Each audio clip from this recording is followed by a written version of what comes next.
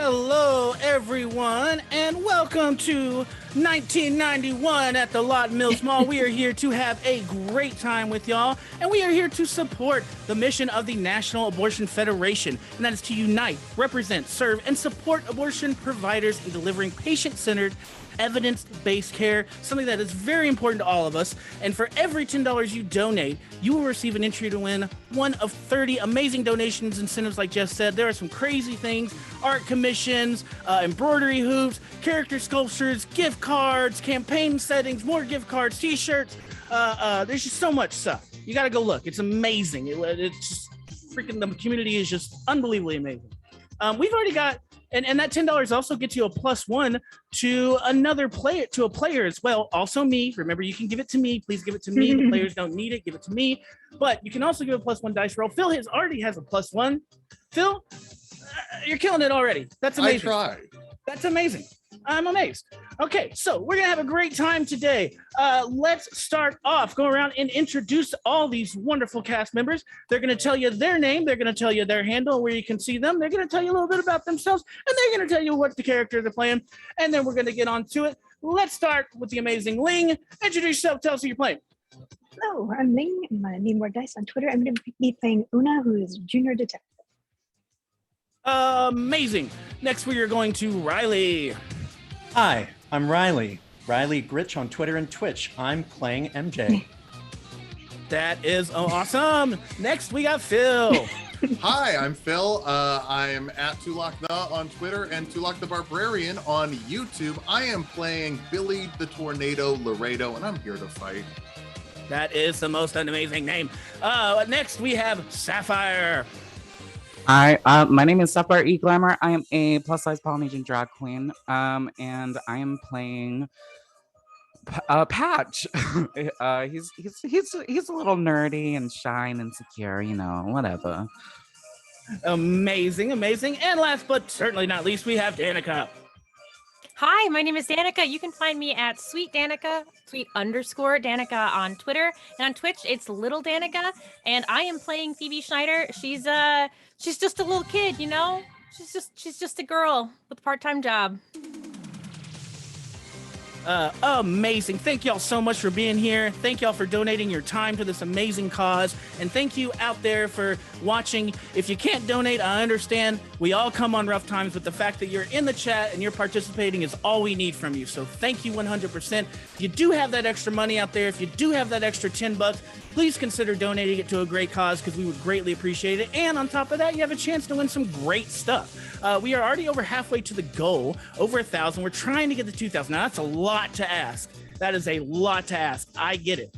But I think we can do it. We can at least try, right? We can give it the best try out there. So let's do what we can, see what we can raise. And regardless, we're going to have a freaking great time. Let's get going. We are in the town of Lawton, Florida. It is 1991. You all remember the time. Maybe some of you weren't born. I don't know.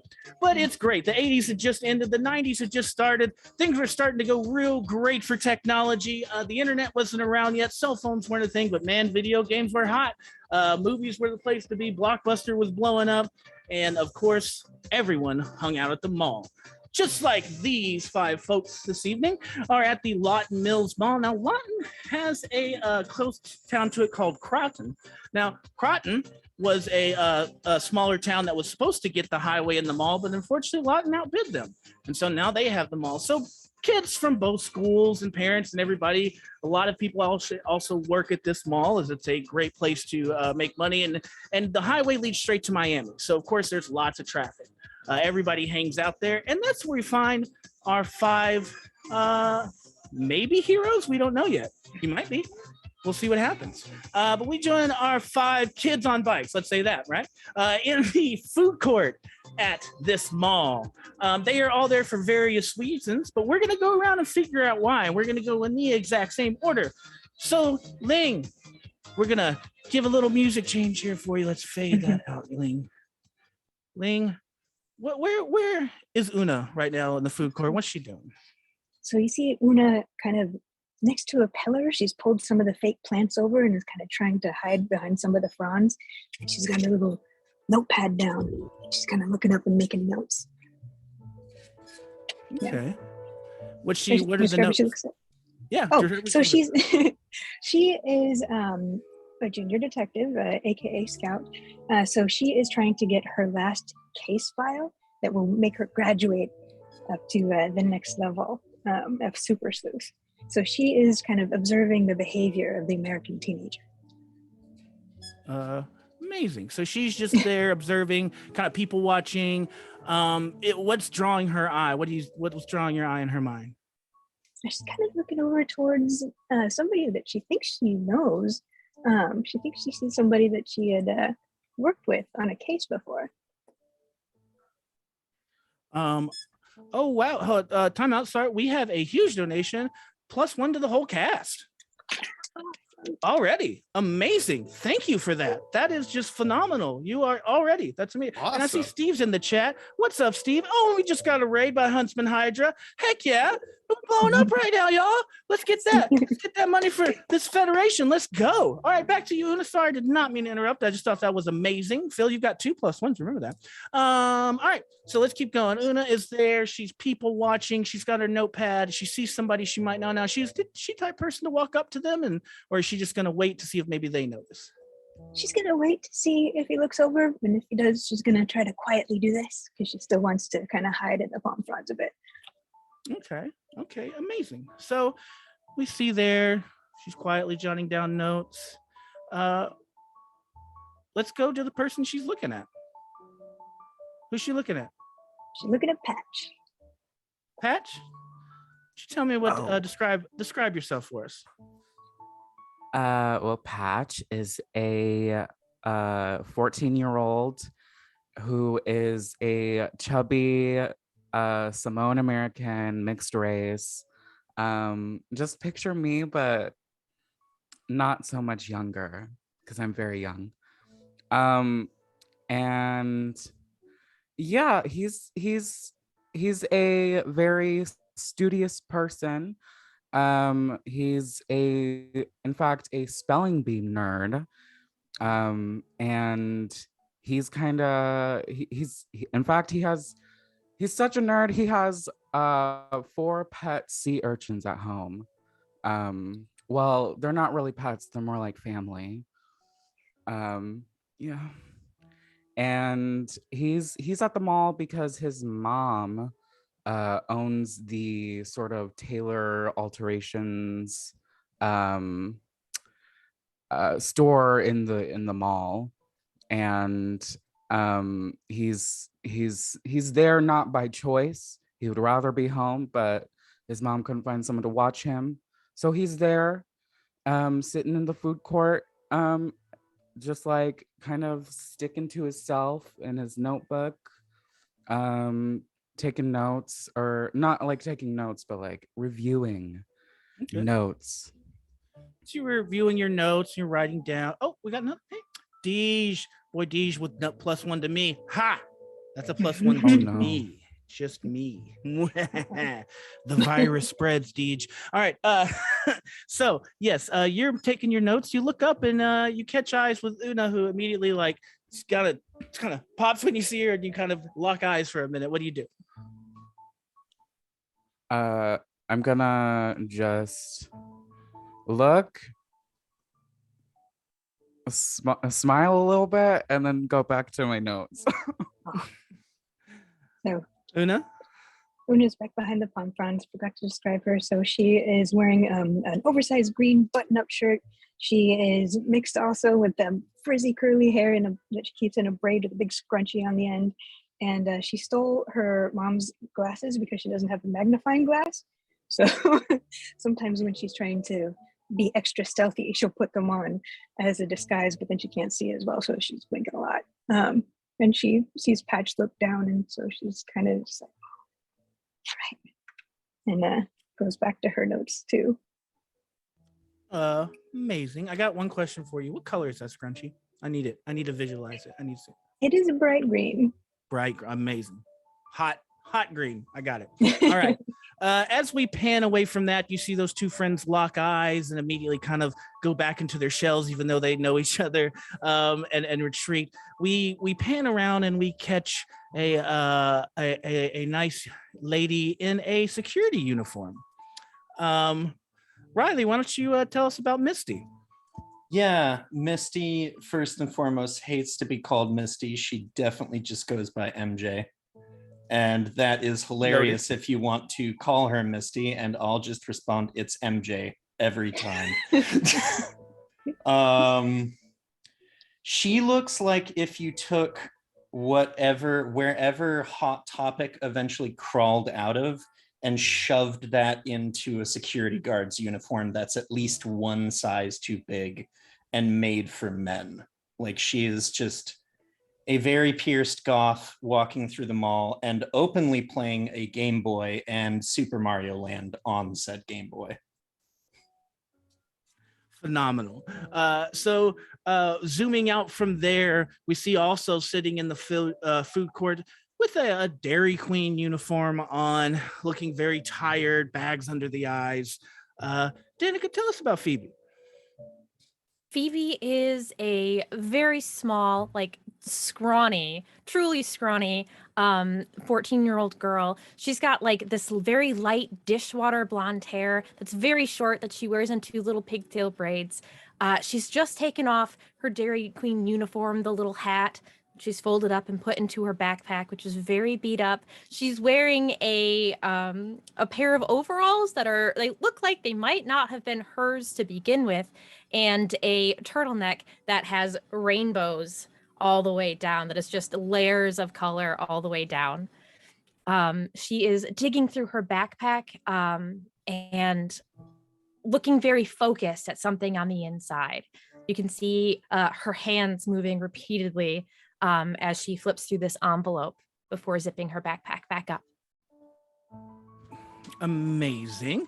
So as you sit there, you see someone walk up to you that you've seen, the new kid coming around, Billy Tornado Laredo.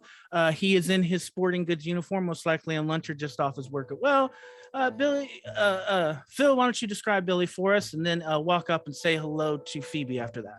Yeah, so Billy here, he's got a sick denim vest over the work uniform. Just the coolest thing, tatters on both sides. My skin's a little sunburned, normally pretty pale. I got that, that red hair, the finest little worst first mustache you've ever seen. Got a name tag, says Billy, crossed out, it's Tornado, written in permanent marker underneath it. And yeah, I'm on my lunch break, which means I'm pretty much going to every stop at the food court and asking for free samples. Try the chicken, try the pork, maybe get some lettuce from a Subway, and just sort of put that together in my mouth one bite at a time, and that's a meal. Do you try to do the thing where you go put on glasses and go through again? I would, but I'd have to take the jacket. I'd have to take the denim vest off. Yeah. And okay. That doesn't happen. So you're there, and you see Phoebe sitting there. You guys have talked and interacted before. Probably one of the only people you know since you moved here. Do you walk up, say hi, or do you just give a nod? What is like, Billy's kind of like MO? Oh yeah, I walk. I'm assuming Phoebe gives me the free samples. Although Dairy Queen free samples are harder because it's soft serve. It's not the hard ice cream. Well, maybe you're asking to taste the flavors. Hold on. Have you ever been to a Dairy Queen? It is not just ice cream. I know, but they don't do samples of, like, you can't sample what a Snickers tastes like before they put it in the blizzard. See, that's why we're buds. Well, no, they're trying to compete with all the other restaurants, so they just have like French fries out there, and there's a toothpick in every French fry, and they're just it up. French fries. Yeah, so I would, of course, I'd say hi. Of course, I'd stop by. I'd maybe see, would I be able to see she's intent on something in that backpack there? Maybe. Give me let's start off with a good roll, a nice little first roll of the night. Let's go ahead and get that one out of the way. How about that? Why can't I think of stats right now? I'm going brains. Yes, thank you. Oh yeah, I that's even my said best braided. one. I even said brain dead, and I didn't think of, I couldn't think of brains. What's Yeah, wrong that's the with old you? D4. Okay, Oh, I got a 3, which is the second So- best I can do. Yeah, but do remember, if you roll your max in this game, if everybody doesn't know, Oh, kids they on bikes, explode. they explode. You roll them again. Now you do have a +1, although your modifier will not make things explode, unfortunately. So you couldn't add that to a 4 and make it Sure. explode. No, I'll keep But- it at 3. So unfortunately for you, that would be a failure. Mhm.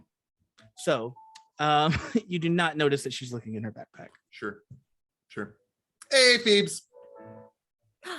is that a tornado I see? Storms a coming. Sure is. I dig into my bag and I get out a hamburger that's wrapped up that is like very greasy, and I pass it over. Oh, it's still actually a little warm. Yeah, it's the last one I made. Oh my gosh. Yeah, I just slammed that thing. 4 bites max. I am begging you for once to chew just a little bit. If you could stop unhinging your jaw like a that's fine. You know what? That's fine. That's fine. You look hungry. I'm sure you're Ooh. hungry. I need the protein. Growing boy here.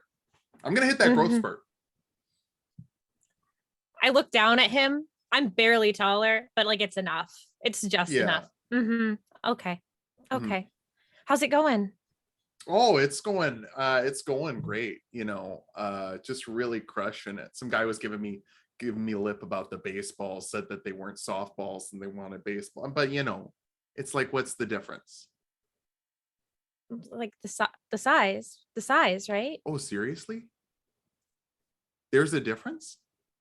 Yeah. There's like an actual big difference. A baseball is Oh. like this big. A softball's the size of my face. Oh, okay.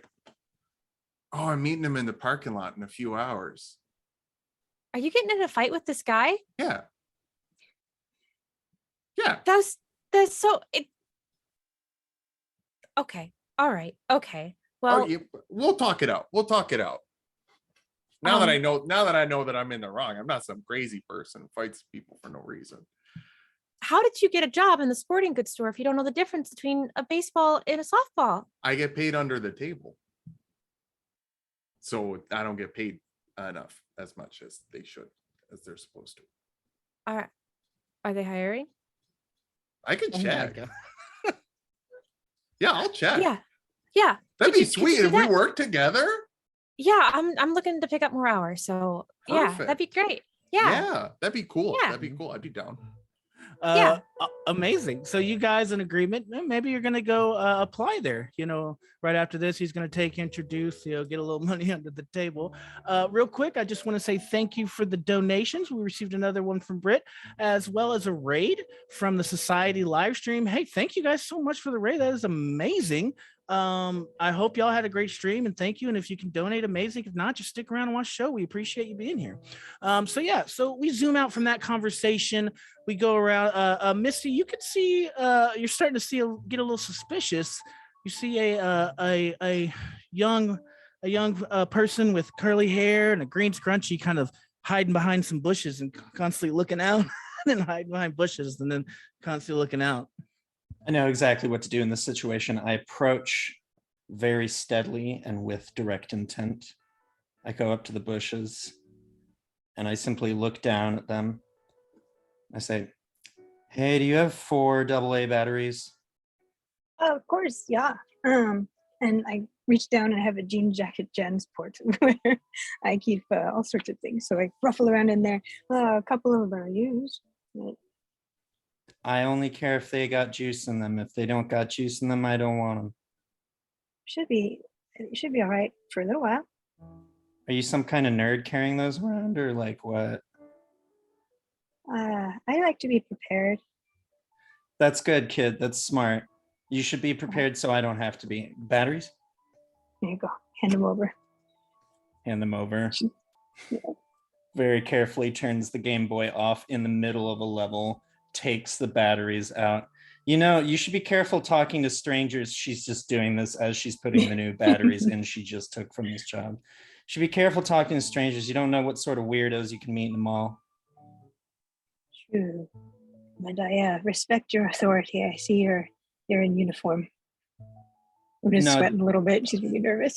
No, you don't have to respect anything. I'm essentially a cop. You don't have to respect me at all. Very true. Okay. As she writes that down. Yeah, write that down. All cops are bastards. ACAB. ACAB 1312, everybody. Can I hear this? Yes. Yeah, that's what I was about to say. Sapphire, we zoom out a little bit and off to the left, you see coming into focus. Sapphire, what are you thinking of this conversation that you're seeing going on? I'm also taking notes. I'm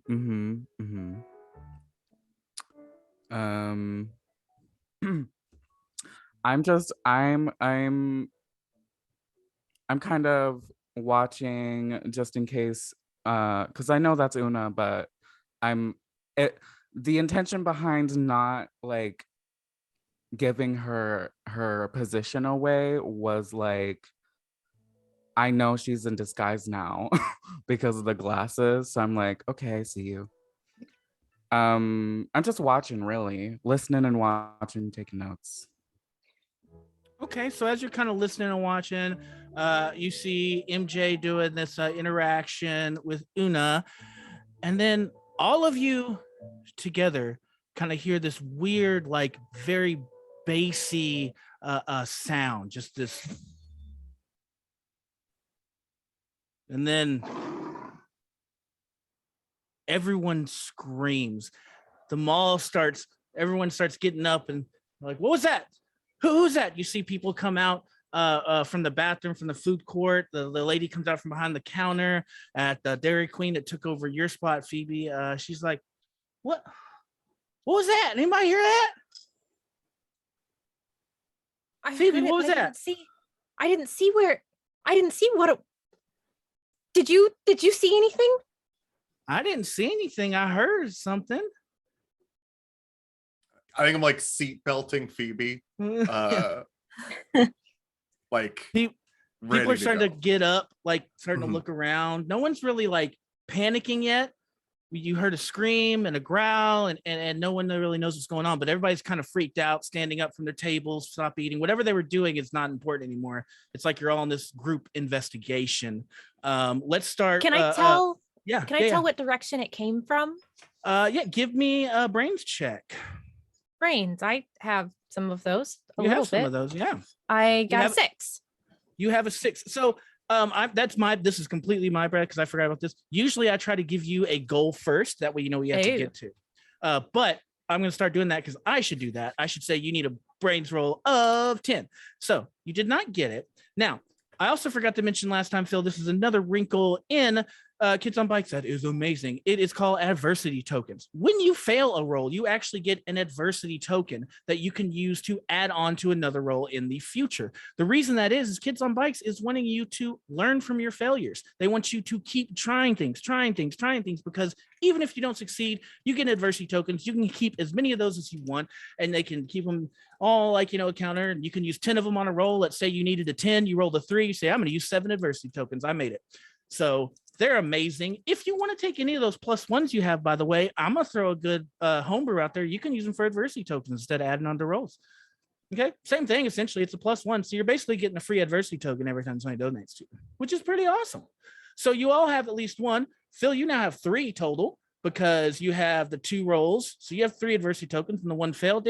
Danica, you are now, or Phoebe, I'm sorry, I'm trying to tell you by character. You now have 1 from the whole cast and 1 from the just failures. You have 2 total. Everybody else has 1. Amazing. Just so you know what that is, adversity tokens. I forgot about that. Back to the game. I think the whole cast has at least 2. Is it? Yeah, You I think are the cast exactly got 2 and I right. actually got 1 more. I think I'm at 4. Thank you for that, Sapphire. Greatly appreciated. Yes, that is correct. We've had a couple more donations that I did not look at. My bad. And yes, we have another +$1 players. That also means I get another +1, so I have 3 now. And then, I guess players. I'm technically playing those. So I'm gonna You're playing. Give them all the dice. Give them all the +1s you want. I'm taking that. No, she said no. She said no. No. Dang it. All right. They should know. Oh, I apologize. They should know. +1 to Phil. So yeah, so everyone's got those are just going to be adversity tokens. Once again, apologies, just my apologies. Let's keep moving. We are going to go back to the food court. Everybody's around. Phoebe, what your brain roll? You couldn't tell which direction it's coming from. What is everybody else doing? I would like to know where it's coming from too. Anybody that wants to like try to get the direction, give me a brains roll and tell me if you beat a 10. If you don't beat it, you get an adversity token. I get a token. If I would rather not look for where the source of the growl is coming from, but look for something heavy. Would that be a different check? How are you looking for it? I'm still looking for it, so like I think it would still be brains. But I mean, how does Billy like? But you could use brawn if you're like trying to lift things to see if they're heavy. Like if you want to go around lifting the table, then lifting a chair. I think I'm looking for something to wield. Okay. Yeah, give me a fight roll. I think fight has to do with, let's go. Noticing things that a fight in this game also while he's rolling, it's also how good they are with random weapons too. So this is about just knowing innately what you can use. 11. That means that you got a success, my friend. And you're able to find one of those like poles that they use at the theaters to like make a line. You see that you can just take the zip off and turn that thing upside down. You got like a big old bat with a big flat end on it. And and then I'm just sort of like putting my back to Phoebe so that anything that comes in, I'm going to smash it. Amazing. You guys start kind of looking around. I got a 15 on my brains, by the way. Oh, okay. So with that 15 on your brains, you noticed that it came like there's a little, like in every food court, there's like that service tunnel and then that door that says employees only came down from that hallway.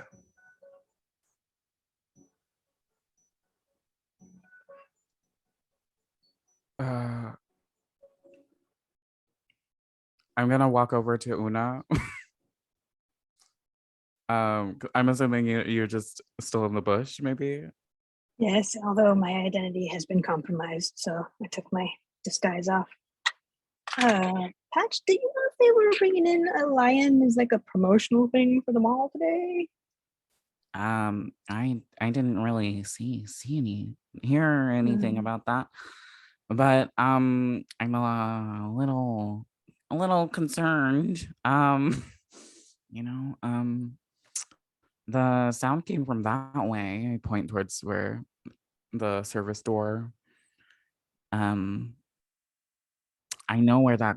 I know kind of where that goes.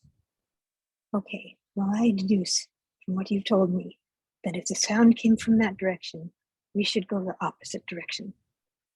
And I pull a pair of scissors out of my bag, and I'm armed, just in case. I was actually thinking the exact same thing. I would like to not go towards the sound, I think that'd be the most likable thing, Yeah. Just a second. It's kind of, just before we go, can I just take a couple notes? Because it's interesting that some people look like they go towards the sound. We could find out what it is. As you mentioned that, MJ, you notice that there's now that same child just got the batteries from wielding some scissors. There's also somebody that has a huge bat in the bat that they're wielding around. What's your, as a security guard, what's your MO now? Observe, secure, and protect. All right. Okay, everybody calm down. And then MJ is just going to calmly, slowly walk towards where the noise is emanating from. Really, nobody should be scared about lions. They attack on average 200 people per year. They're not nearly as deadly as the African hippopotamus, which attacks over 500 people per year. Really, I don't know why we're villain. And she's like opening the door to like take a look. Hear another loud growl right as you open the door. You can sense that it's closer this time, and you feel the vibration of the roar. Okay, maybe we're dealing with a tiger situation, and maybe it's a lion, and maybe we're not so safe. Just closes the door again and very carefully like holds it. Okay. As that happens, what are the rest of you like standing at the hallway? Did you see this? Did you hear this? You heard the roar regardless. And this time with the doors open, it was a lot easier to tell. All of you easily tell that it came from down that hallway. Right. I look at Tornado and I look at the doors and immediately say, that's the employees' hall. There are people back there.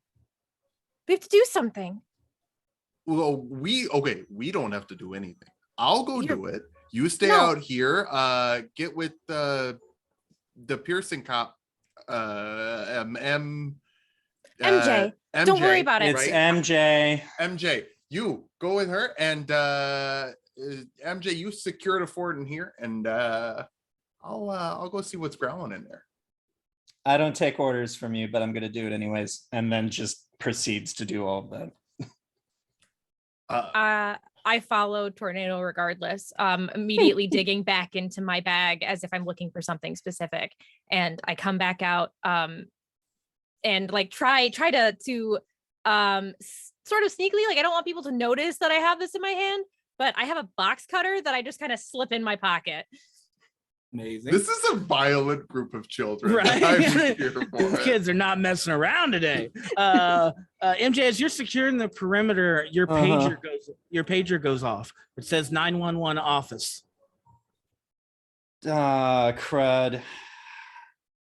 Okay, do I have a walkie-talkie to call the office with? Nah, y'all can't afford that. That's why you have a pager. That's so true. Okay. Is a pager more expensive? Probably, yeah. I don't know. It's fine. It was the 90s. Who knows? Bush is I was 3 years away from existing, so I don't know. Okay. I think people should proceed potentially to the office area. I'm getting kind of a lot of notes that might be the place. I got a 911. Just holds up the pager. Didn't you just tell us not to listen to you? No, I told you that if you're putting vested authority into a person just because of what they're wearing, especially a uniform, that's completely unearned. You base people on the quality of their merits and the kindness of their hearts. Okay, never forget that. Cops are bastards. Okay, so I'm not gonna listen to you. I'm not a cop.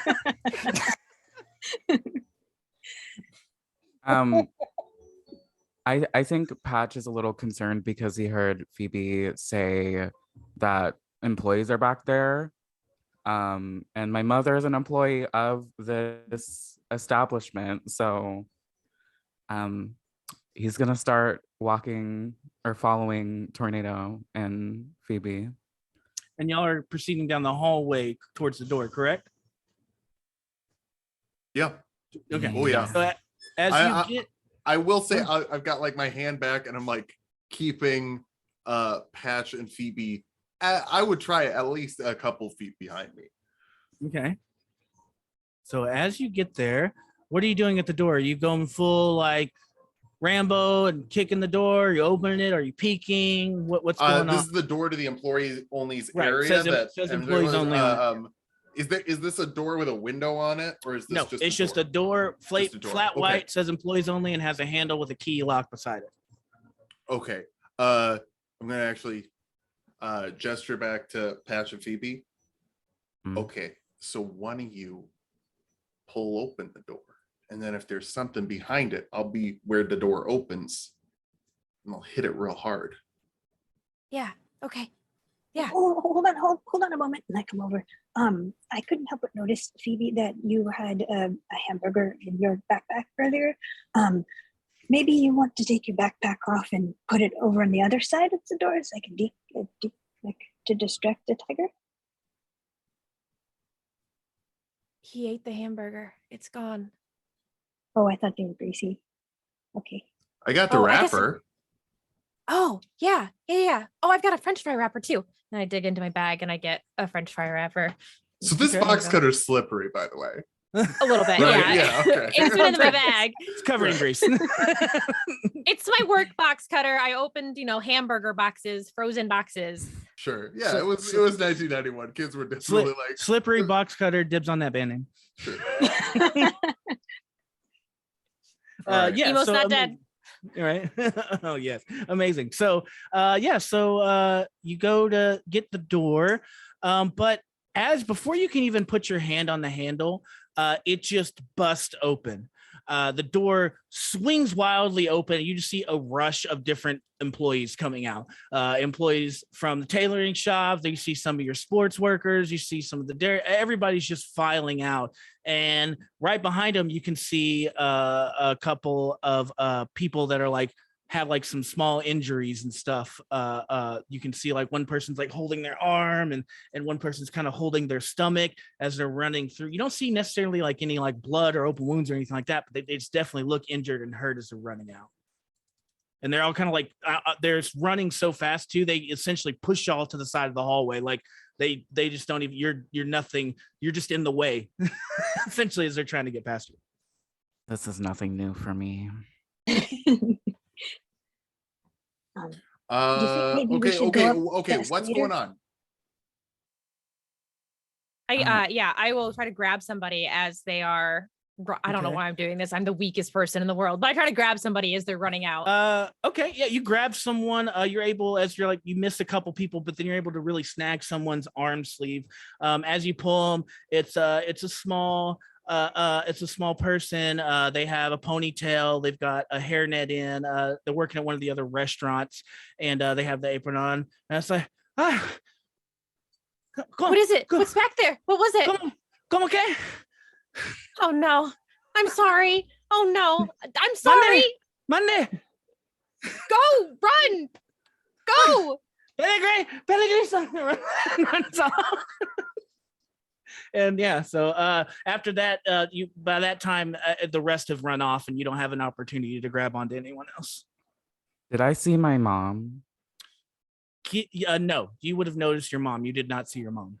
You saw some of the people that work with your mom, like some of the people from the tailoring shop, but not your mom.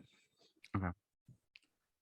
Pat, isn't Mrs. Williams' store upstairs? Do you think we should check on it? What time of day is it? It's a little after lunchtime, probably they're changing over shifts, so probably around 3:00, I'd say, shift change time.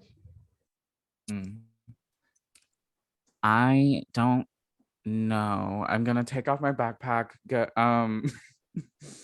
I'm gonna take out my inhaler, just go and put it back in, and then I'm gonna just search through my backpack and grab a metal compass, like one of those math compasses.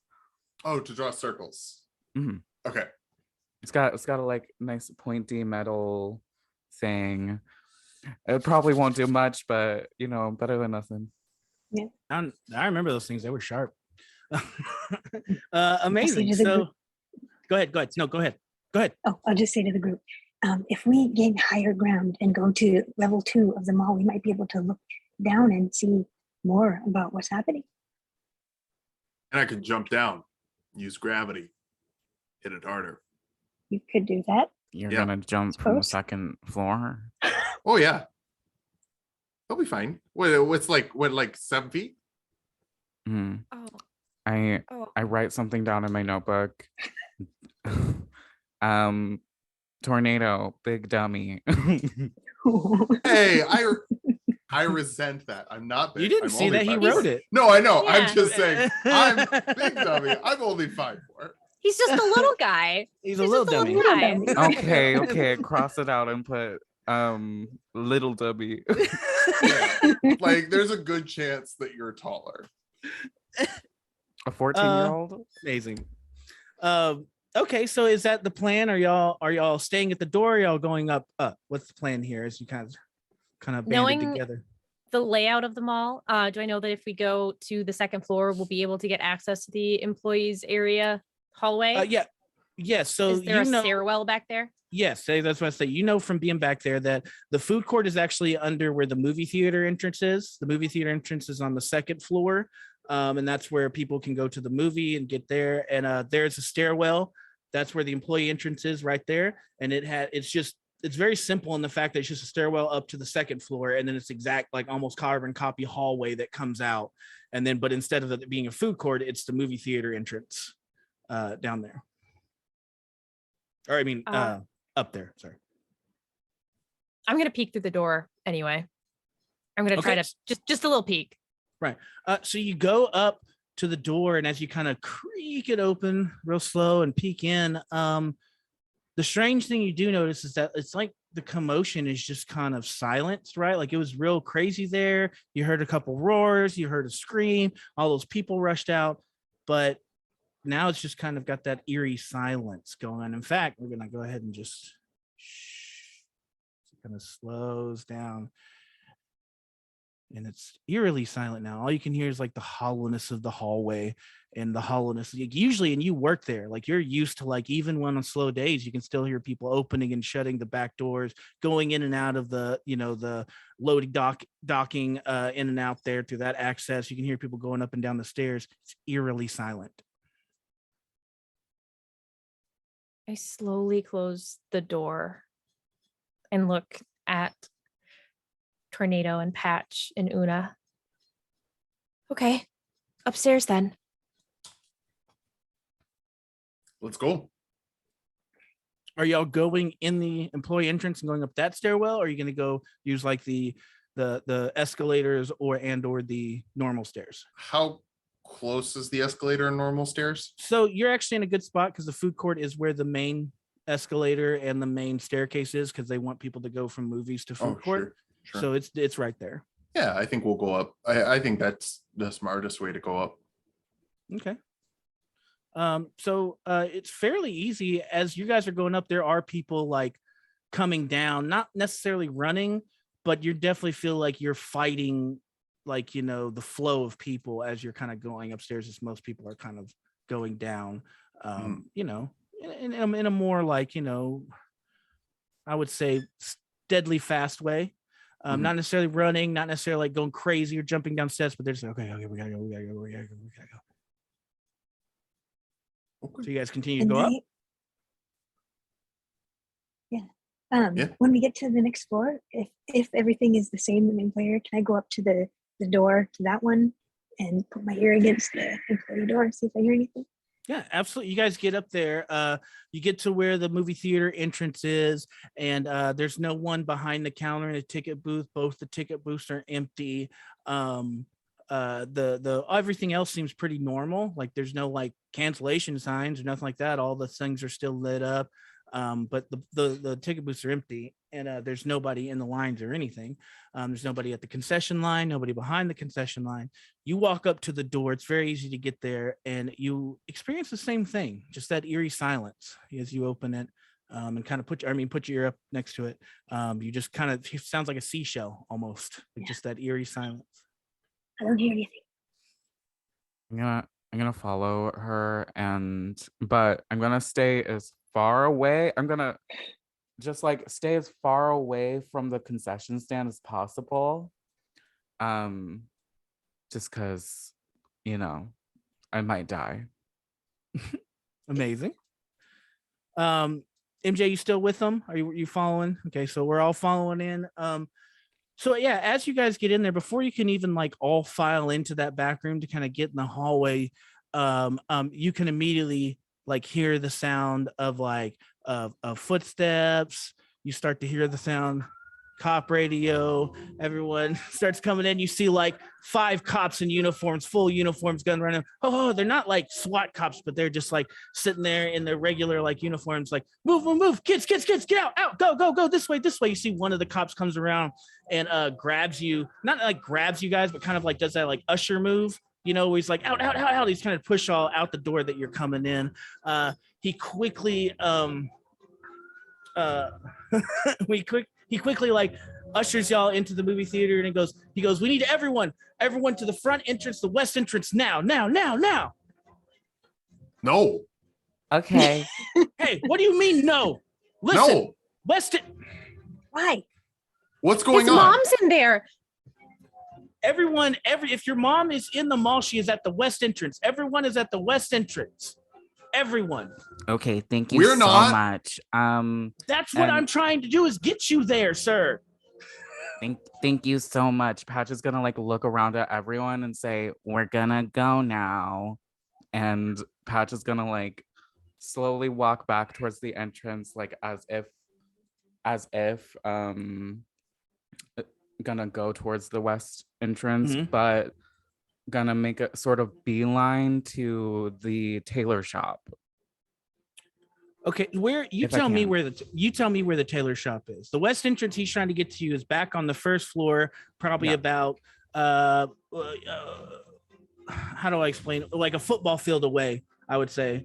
100 yards away. On the where would it be? Where would the tailoring shop be from that?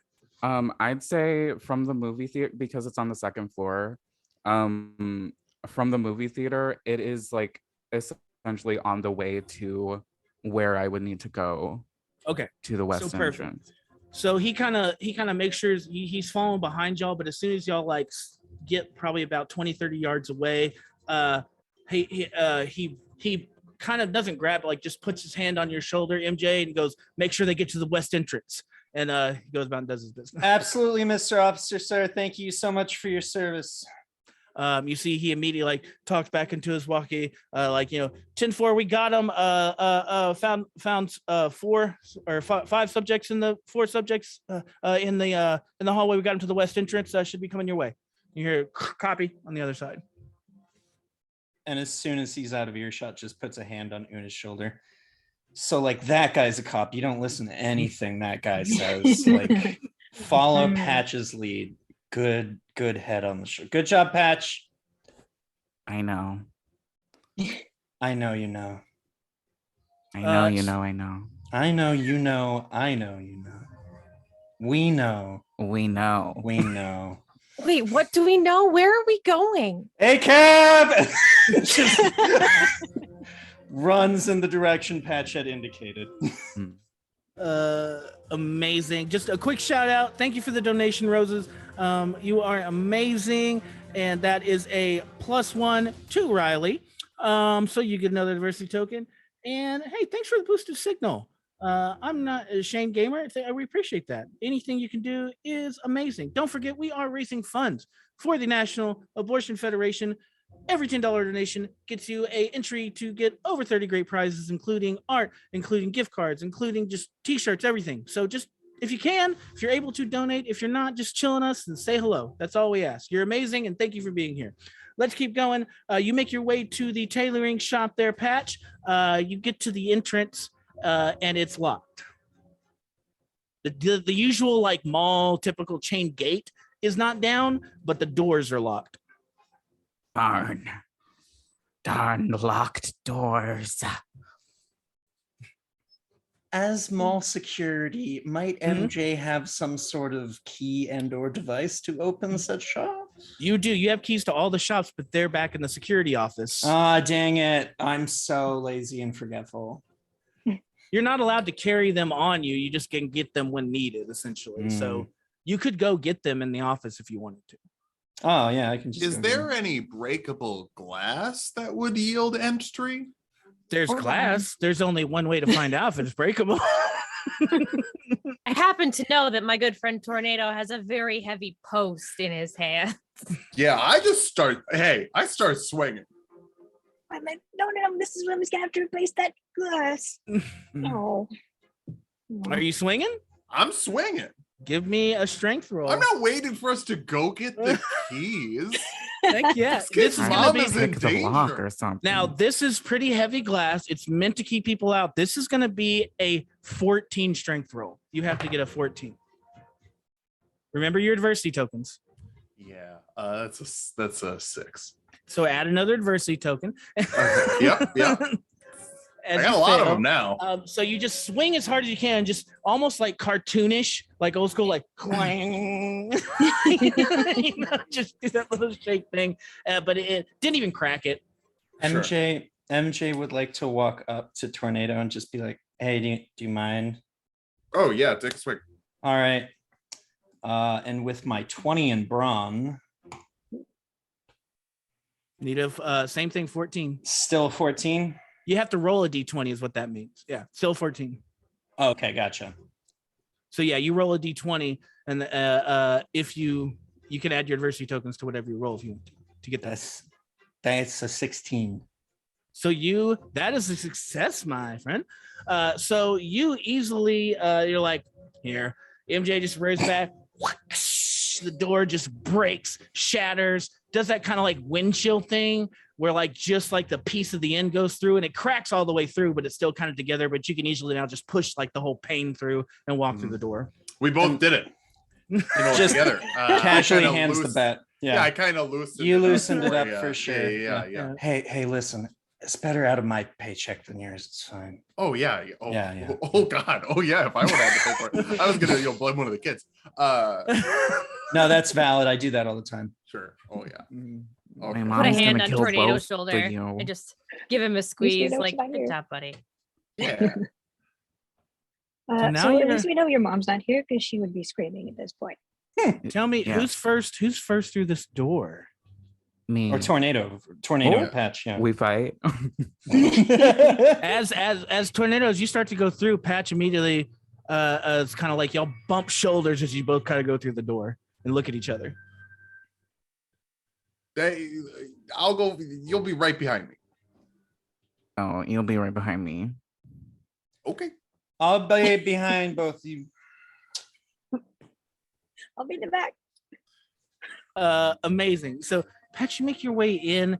You know, you can feel the crinkle and crunch of the broken glass under your feet as you take the steps. It's dark. It's silent. You're used to this place being the sound of sewing machines, scissors, the laughing of your mother measuring different people and just like how great she is, you know, at making people feel comfortable and telling people how great they look and altering clothes and just making people feel great about themselves. But now it's silent. It's weird. It's almost like you feel that same eeriness again. And then you that same sound y'all initially heard, you feel that in you again, just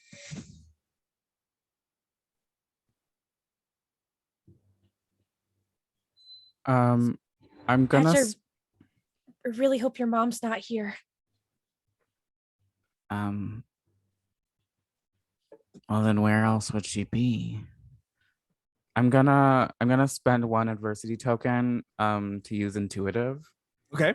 Amazing. Remind me what that does, please, because you probably know more than me.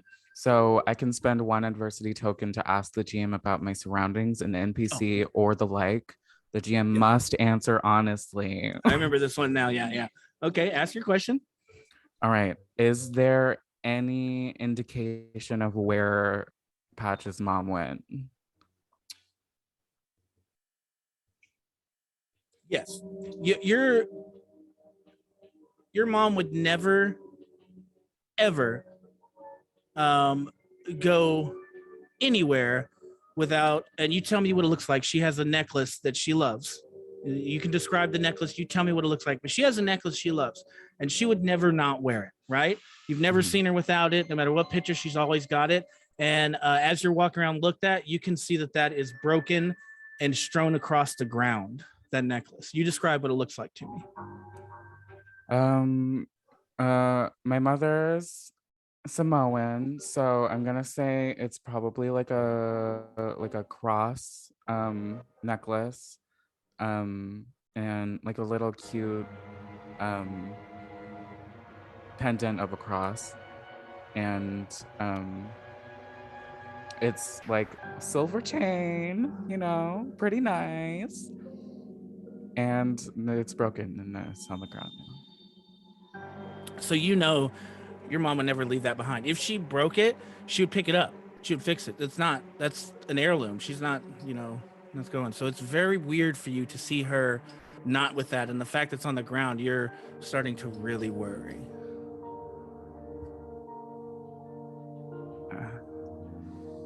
I'm gonna take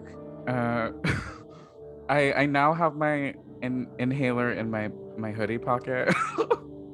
And I'm just gonna take it out and go. You all see Patch bend down and pick up the silver cross necklace and immediately reach for his inhaler and take a big puff. Obviously, this is affecting him. What are you guys doing in reaction to that? Let's start with Una. You might know what this necklace means. I mean, that's up to you if you've ever like been over to their house or hung out. You might know the significance. Well, you probably do. If you've ever been to the tailoring shop, you've seen that necklace on his mom. You know what that means. So what's your reaction? Okay.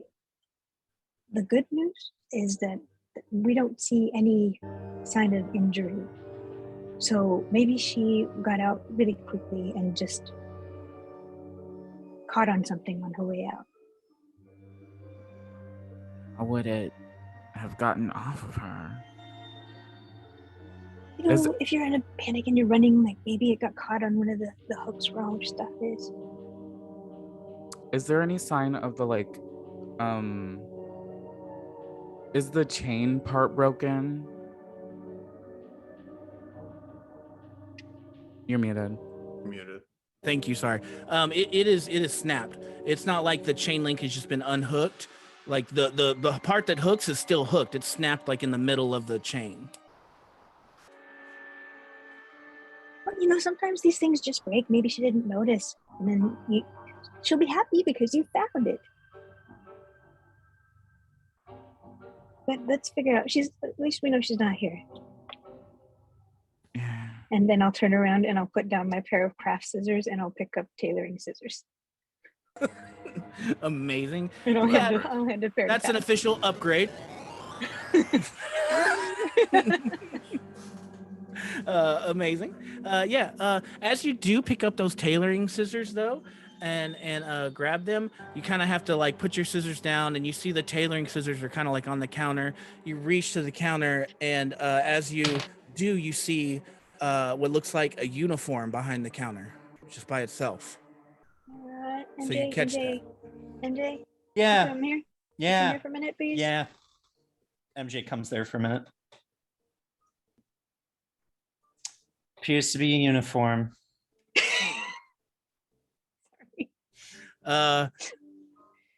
Patch, what's your mom's name?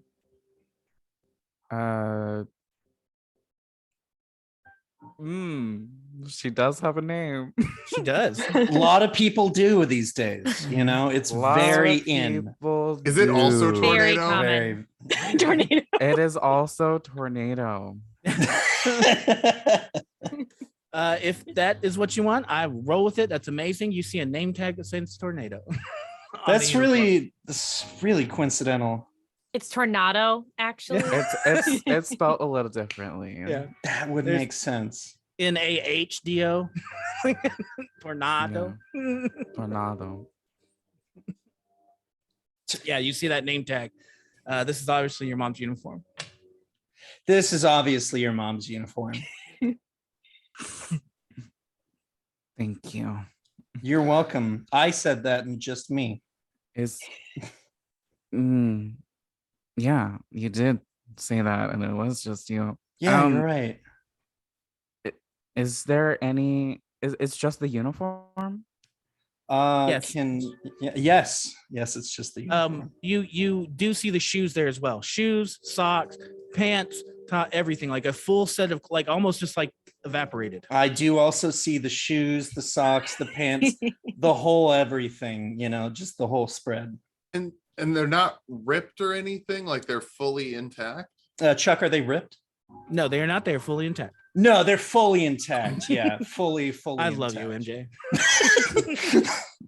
Patch, was your mom near the end of her shift? Your mom works open to close. Yeah. No. I mean, And also, she came to work in those clothes. Maybe it was a slow day and it was time for an upgrade. Maybe she got raptured. Raptured? I don't know what that means. It's where velociraptors come down and take you to dino heaven. Done. I think you spend too much time at the movie theater, MJ. I spent a doesn't lot of sound- time there. Yeah, no, you're right. It'd be a pretty easy place to guard. That makes sense. It's very easy. You don't have to do anything. This seems like a perfect job for you. Thank you. It is. So, Thank you. I mean, it would seem like wherever she is, she didn't get like ripped out of the clothes. So that's good. You know, there's like no tearing, no blood. That's a good sign, right? Weird question. I guess I do want to confirm though, Sapphire, or Patch, sorry. Your mom, she's not like one of those nudists.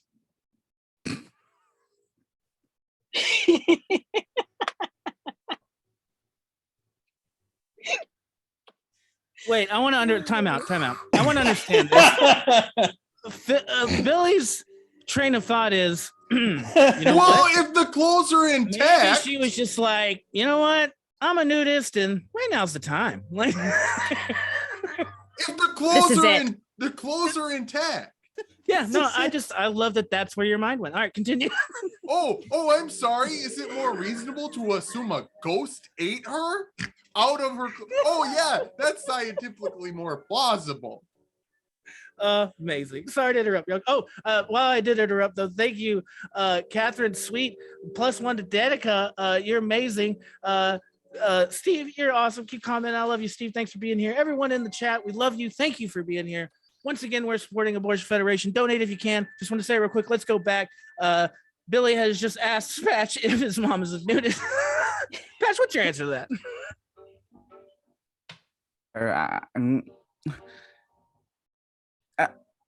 I'm not even gonna respond.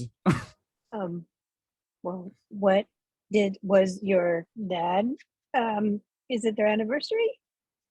Do you have a background? I actually I don't know. Are you saying she's? Maybe they're having a special lunch break.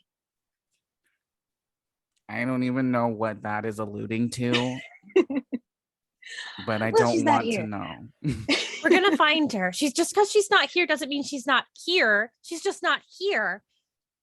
Maybe she We're is at the west entrance You never Okay. know if they're with dead a until new you set of see it. clothes. She's not dead, Patch. She's not. Yeah. Oh, and there's plenty of clothes around here. I mean, this is a seamstress. This is a tailoring store. So Maybe she just got sick of that outfit. yeah, she's probably not nude. Yeah. No. Never knew. So I don't think that's something you got to worry about. Wait, everybody stop. We're officially at 69% of our fundraising goal. Hey, Nice. nice. You know what I Nice. think would be nicer though? 100%. Yes, I agree. It is nice. But let's get another 31. Sorry to interrupt. I just thought it was hilarious. Let's keep going. Are we going to the west entrance?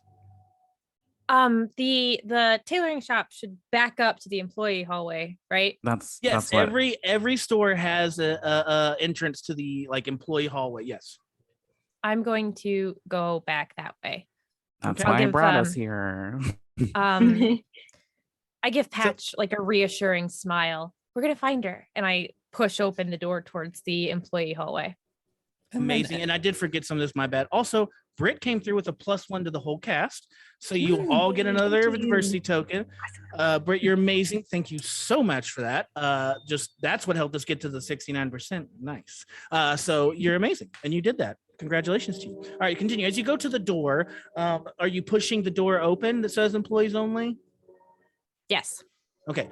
So that opens up into like a little office. You see just a small, it's not even like a own desk. It's like one of those ones that's like integrated into the wall with like 2 cabinets over it. And like, there's no, like back then there weren't really computers. It was more like kind of a word processor, if that makes sense. Had like a little screen, a keyboard, and it had like this printer attached to it they can print out documents and receipts and purchase orders and things like that. But there's no computer, nothing like that, just that simple machine. You see a bunch of different like material stashes. You see a bunch of just, in and out boxes, a bunch of paperwork, but no sign of anyone in there. And then of course you see the door that's past that leads into the actual hallway through the office. Does it look like there's been any sign of a struggle here? No, it's like if there was a struggle in here, papers would be strewn everywhere because it's a small space. So there definitely hasn't been a struggle in here. You don't think? I slowly push open the door into the employee hallway then. As you slowly creak open that door and peek in, still nothing. Like it's just silent. No movement, no steps. Just kind of this glow like of the wind that's kind of blowing through. You're assuming it's coming from the loading dock. As you kind of peer down the hallway to the left, you can see the loading dock still open. There's no truck backed up to it, but you can see like the daylight coming through the tunnel. Oh, so like there's like an open door. Yeah. Like whatever was in here could have ran outside or could have gotten in from outside. Do alligators roar? Alligators? Growl? Yeah. No? They do, or they just? I'm getting conflicting messages from the local Floridians. Why? I think Why they make allig- this noise I guess and it sorta. can like rattle the water that's on top of them. And I don't know what the noise is though. I think it's a growl. They hiss. They hiss. Okay. So it's not a gator. No, I don't know. The best answer. Oh, I'm sorry. I don't know what the local fauna sounds Okay, like. Ring Smooch Around my the Roses gooch. in our chat said alligators can bellow, hiss, grunt, and make high-pitched baby calls. So The there baby you calls go. are the Oh, weirdest. They are That's not definitely the terrifying at weirdest. all. Thank you for that. We appreciate that nugget of information from our chat. You are amazing. Thank you. Keep going. And it sound like a gator as a local Floridian.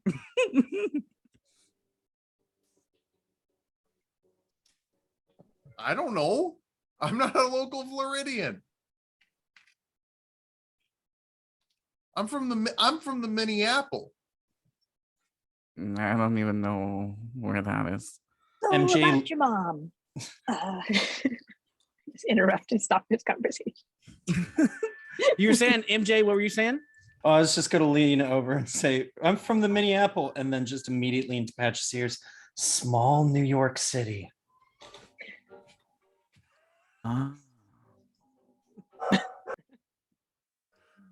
That's very awesome.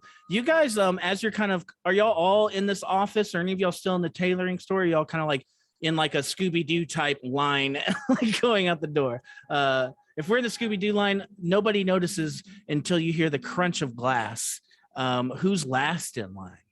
Who do you think was the end of that Scooby-Doo line? Somebody's got to volunteer to be the end. Who's MJ's raising the hand? MJ, you hear crunch, the same crunch you remember familiar that you made when you walked in. As you turn around, you catch eyes with a cop, a different cop than the original one. He's got his flashlight and it hits you right between the eyes. Hey. Oh, I thought you meant hit. Yeah. I was like, I'm ready. Let's go. Yeah, the cop's like, hey. Well, we did say ACAB, so yeah. I guess Right. if we need a monster of the week. Yeah, right. No. The flashlight hits you in the eyes, like the light from the flashlight hits you Okay. directly in the eyes of the dark store. Kind of, makes your pupils dilate. And he's like, "Hey, what are y'all doing back here?" Security. And then just flashes her name tag. Okay.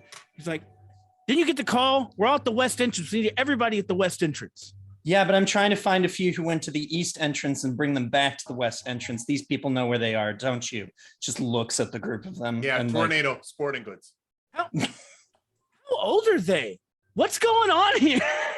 Old enough, man. All right. Do you need more from us or like? I need y'all at the west entrance. Look, come here. I don't know what you're doing, but you're not authorized to do this, okay? We need everyone at the west entrance now.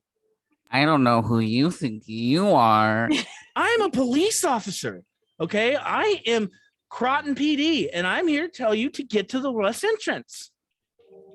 Okay, well, I work here, so I'm trying to make sure that my fellow employees are not back here, and I don't think you're doing a very good job because we found these people and we're gonna find more people. So you just go do your job and I'll do my job.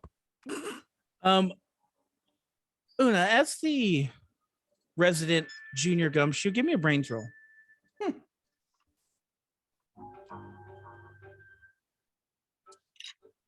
You need to get, before you tell me, you need to get just a 9.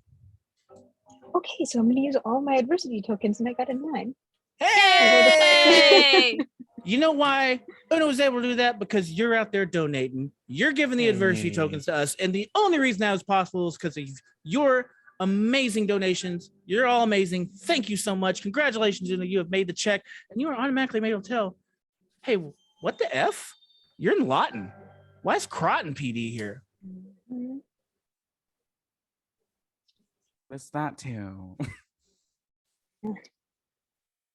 Is he close enough that he could overhear us if I whispered Absolutely. something? Well, maybe you don't know. You're not sure, but he's pretty close. He's maybe about 10 yards, like from the entrance, and y'all are at the back door. So it's 10, 20 yards of shop. Yeah, so I whisper that to the people closest to me. He's not real. He's an imposter. He's Croton, not Lawton. Oh, can I hear that? Yeah, you can hear that. He can hear, he immediately goes, what's that? Kind of shines his light in the back of the row. It hits you, Una, right in the face. The light does. Not the flashlight, the light. Throws the flash. Sir, we were saying that we should head out to the west entrance now. Yes, let's go. Everybody, let's go. Out. West entrance. He just identified himself. Yeah. And one more thing. You said this is outside of the security guard's jurisdiction. This place is outside of your jurisdiction, sir. Excuse me? I'm a police officer. Excuse me, I work here. Okay, well then we're trying to help you. Yeah, this is a I work here in Lawton, not Cropton. We're 30 minutes away, and Lawton PD called us and said they needed backup. We're here to help. Now listen, will you stop arguing over weird things and just listen to a peace officer and follow me to your safety? Okay, look, you got freaking kids with you. Looks at you, MJ. You got kids with you. Okay, we need to get them to safety. Okay, let's go. West entrance. Everyone's there now. And he starts like gesturing y'all to follow him. I'm gonna keep walking down the way that we were walking. Look, I'm not afraid to call back up here. All right, you can run. Yeah. But I will catch you. Sorry, I'm bad with directions. The west entrance, is that the one with the Bofa store? That's the one to the west. And I tell you what, actually, I'm going to escort y'all. Let's go. Everybody, let's go. It's the way. No, but like. Is it near Bofa? Is it near the Bofa? Is it near the Bofa? Is it near Bofa? I don't know. I don't know what the Bofa is. I haven't been to the Bofa these nuts. And I would like to attack him with my pole. Oh, no. Attack him? Yep. Amazing. All right. Well, I was trying to get around you, set me up, and I was like, I'm just gonna let him have it. Yeah. I'm gonna let him have it. Amazing. Okay, so you are gonna have to roll a fight roll for me. Okay. As you step up and swing at this police officer. Now I'm gonna roll first to tell you because it's an imposing fight roll. Yeah. Let's go. And I will tell you that this guy has a D20 for his fight. Neat. So I rolled a 9. I'm going to use 2 of my adversity tokens to make that an 11 because I can do that. I'm awesome. Cool. I rolled a 7 and I have 7 adversity tokens. So I'll just go ahead and throw 4 of those on for 11. Or wait, no, do I need to beat it? Yeah. Okay. So I'll throw 5 for 12. Out there, let me tell you something. When you donate, you don't have to donate to just the cast. You can also donate to the GM. You can. I have a moment here. GMs don't get enough love in the donation things. We don't get enough +1s. We don't get enough advantages. And that needs to stop. I need more +1s. Please donate and give me +1s because that is ridiculous. Anyway, you're able to. Quick note, I Yes. did actually only need to spend 4 because I forgot as a teen I have a +1 to my fight. So I only needed to spend 4. Well, I mean, I can't deny it. One quick swing from Tornado right into the chest of the police officer knocks the wind instantly out of him. He takes 2 steps back as he's reaching for his walkie-talkie. He trips over one of the like sewing machines. It's like waist level, falls, smacks his head on the counter, and is out like a light. Oh my gosh. You Oh my gosh. hear like on his walkie-talkie, 756 come in, 756 come in. MG just grabs somebody 5'6" here. We're 10-4, 5x5. West entrance as soon as you can. We need to all check in West entrance. We have project lines go. Roger that, West entrance. We are 10x10, 5x5 over here. We're over under Roger or Animal style. animal style.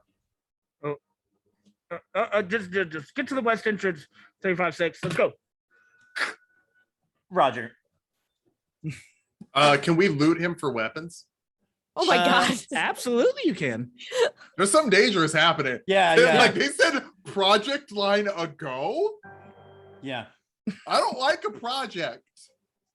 Does And this so, officer have bear uh, mace? I want the bear mace. Yeah, I'll And take- he easily has a big flashlight, bear mace, handcuffs, a walkie-talkie, and a pistol. I'm sorry, I meant gator mace. I misspoke. You know what? This Florida, he definitely has gator mace, 100%. That's a true thing. Yep. Dibs on the gator mace. I'll take the heavy flashlight. I feel like it's more mobile. I'll take the gun and the walkie. Well, yeah, I think you should be the one to do that. I guess MJ. so, yeah. Like I'm not gonna be like, You're I right. want the gun. He No, does I have- don't want the gun. So it's just a regular a regular what you call sidearm. I'm not very good with guns, so I'm gonna sound really dumb here. I'm not a big gun guy, so like I don't know like a regular, what do they call it, like a 35 or something? I don't know. And it's got like 2 clips of ammo. So let's say that's like 12 shots. You have 6 shots in one. I don't know what clips are, but that sounds good to me. I'm sorry, I don't know guns, y'all. My bad. Good enough for me. So yeah, that's what you have. Let's say you have 1 clip of 6 and then another clip of 6 you can reload. What were the items that he had? He had a flashlight, handcuffs, gator mace, and the gun. And then also like ancillary things like the walkie-talkie, probably like a pen and pad, like with like, notes from different scenes. And then probably personal things. Like he might have like a wallet. If you want to look at that, he might have, I would say he'd have a pager as well, like a personal pager, not a, like, the walkie-talkies for him, but he has a personal pager. I'll take the handcuffs. Amazing. The key, you don't know where the keys are. You can't find the keys. You assume they're in his front pocket, so you'd have to reach in there for that. I'll do We- that. We can't go to the west entrance now. We have to go. Oh, we have yeah. to go. Oh, we yeah. we have Go. to. Does his wallet confirm that he's from Coffin?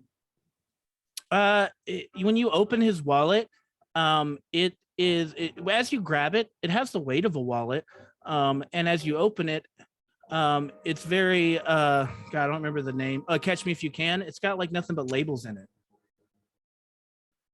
Hey, something really, we're in a shit-a-rooski here. And I'll lean down and I'll like check and see if he's still alive. And then I'll pull the little notepad out and see if it says anything on it. So you try to find a pulse. You're able to find what you think is a pulse, like faintly, like you feel like definitely rhythm. And then of course, like as you like kind of look, you can see his stomach rising and falling. So he's definitely breathing in and out. And the notepad, you can definitely has like one of those little black flip books and a pin that like, attaches to a little ring on it. Does it say anything? Oh yeah. I mean, there's still probably like 15, 20 pages of notes, random case numbers. Each case number has like suspect information under it. It'll have like, what they're accused of, different notes like perp A, interested in this, perp B, But the most blonde, recent mid-30s. doesn't shed any light on it. No, the most recent thing in there, I would say says PL is a go, 3 p.m. What time is it? It's about 3:30 right now. It was 3 o'clock when you guys were in the food court at the beginning. It's probably been about 30, 45 minutes. Okay, well, whatever it is, he was in on it. But we probably don't want to be here when he wakes up. Probably not. Do we want to like make sure he can't follow us? Use the handcuffs maybe, or I think he's out. Ah. He won't know where we went.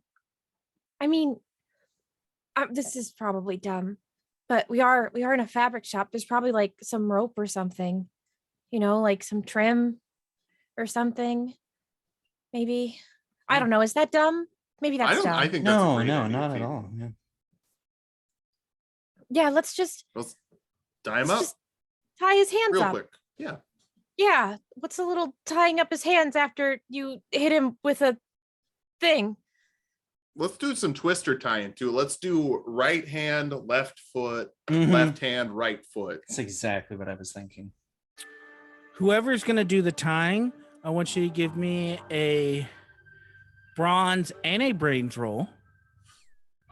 And just tell me the numbers. I've got a hidden number in my head that you have to get to. So add them Anybody together. good at bronze and brains? Somebody I'm give good me, at I'm good at bronze and brains, kind of. Yeah. Okay. add them Is there, together and like- give me the number. Add them together, huh? Add Is your there rolls. is there an assist in Kids on There's Bikes? there's not an assist, but you can grant that person adversity tokens. So like if Oh, you're okay. in the same room, you can use your adversity tokens to help their roll. I'll be honest, you need to get a combined 20 roll to be able to tie this person up with a brain and bronze. So if you want to give them adversity tokens to get to 20, you can. Okay.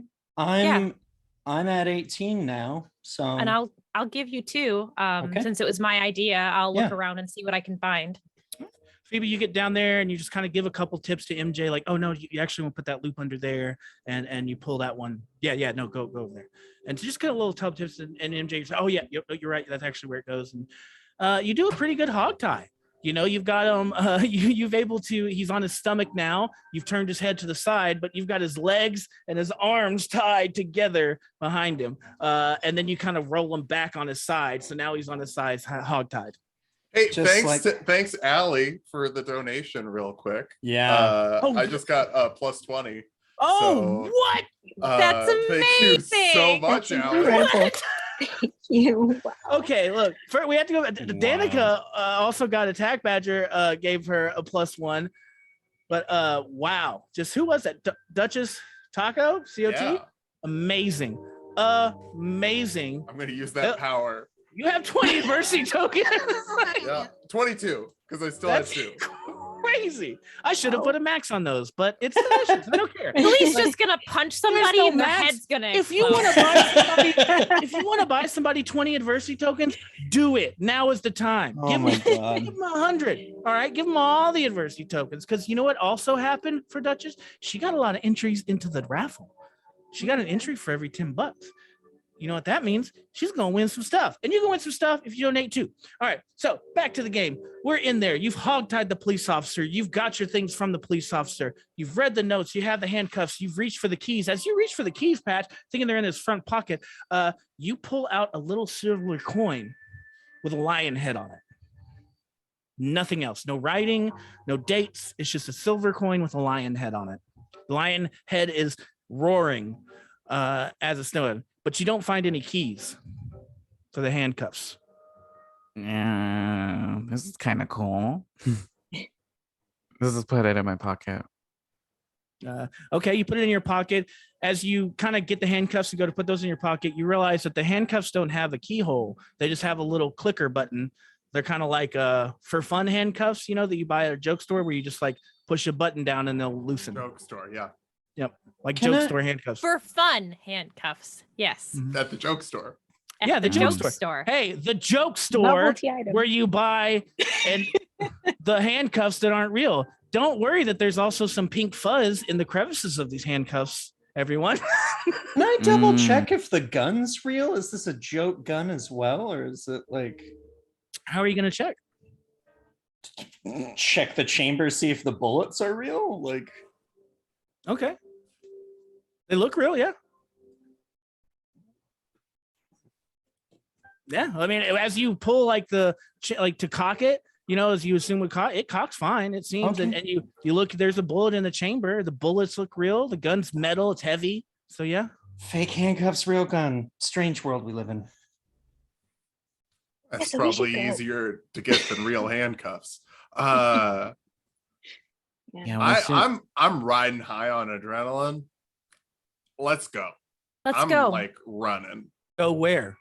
Down the hallway. Down. Yeah, east. Okay. We're supposed to go west, so Now, Wait, I thought as you go into the hallway, to the left is west, and that's where the open loading dock is. To the east is just down the hallway, more store entrances, and it's mostly kind of like dimly lit with fluorescent lights hanging. What if we go south? They won't expect that. Well, there's only two direction ways is to go south? in the hallway. There's only There. south will be Okay. behind you, like Okay. going out the Oh, entrance. Got it. I just point me in a direction.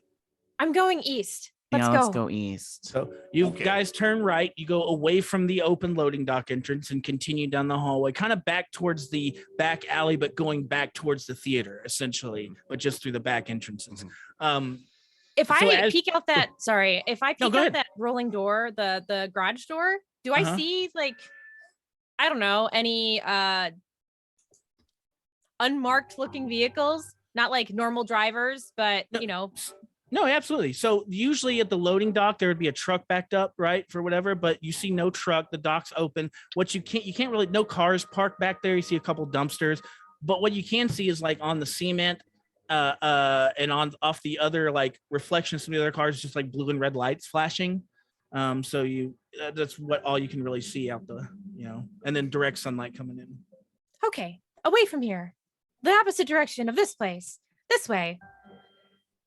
And I'll start jogging back towards the way we came, but through the employee hallway. Amazing. So you guys start jogging. You're kind of getting your way as fast as you can, running down the hallway. And then you guys just all of a sudden out of nowhere hear that sound again. And then just through the wall coming over, you start busting through the wall is this huge hulking mass of a monster standing up on its hind legs. It looks like a lion has leaped up, but this lion has giant, like muscular humanoid pecs. Its biceps are perfectly formed. Its hair is slicked back in this like beautiful golden mane. The eyes are this dark purple and red, like swirling. Its teeth look more like a vampire than a lion as they extend all the way down around its chin. Walking on 2 feet, you can see every time it takes a step, the ground crushes a little bit under it. It's about 30 yards away from you. And we're going to take a break. And we're going to come back after that break and tell you what happens with this giant lion. Hey, if you're out there and you're watching, thank you so much. You're amazing just for being here. If you donated, you're amazing as well. You've helped out these players. And hey, give it up for Ling. Give it up for Riley. Give it up for Phil. Give it up for Sapphire. Give it up for Danica. They're doing an amazing job. You guys are doing amazing out there. We're pushing for that goal. I don't know if we'll make it, but I hope we will. I love you all. We're going to take a quick break. We're going to come back for the conclusion of Mauling at the Mall. Hello and welcome back to Rolling for Reproductive Rights, a great charity supporting the National Abortion Federation, put on the amazing Just Human. Thank you so much. They are great, just a beacon in this community, and everyone should be following them. Anyway, you can donate to National Abortion Federation. You can get things like an art commission. You can get things like an embroidery hoop. You can get things like a character sculpture. You can get things like gift cards. You can get things like campaign settings, t-shirts, all sorts of stuff, as long as you donate. Looks like we're having some tech goblins. Don't worry, we're gonna fix that. Everybody chill out. It's gonna be okay. I'm gonna keep talking and fill the void. Every $10 you give is going to get you an entry into that, and every $10 you give will also give you a +1 and adversity token. As there she is. We're back. We're gonna get that fixed. Don't worry about that, y'all. Every $10 due is a diversity token to one of the people. You can also do it to the whole cast. We've had some amazing donations already. We are at just under $1,600 of our $2,000 goal. Now, I'm asking a lot. We have an hour and a half left. We need $400. We need it, $405 somewhere.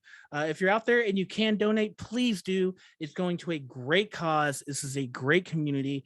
And I mean, look at all these gorgeous faces around me that are helping out and donating their time, their efforts for this.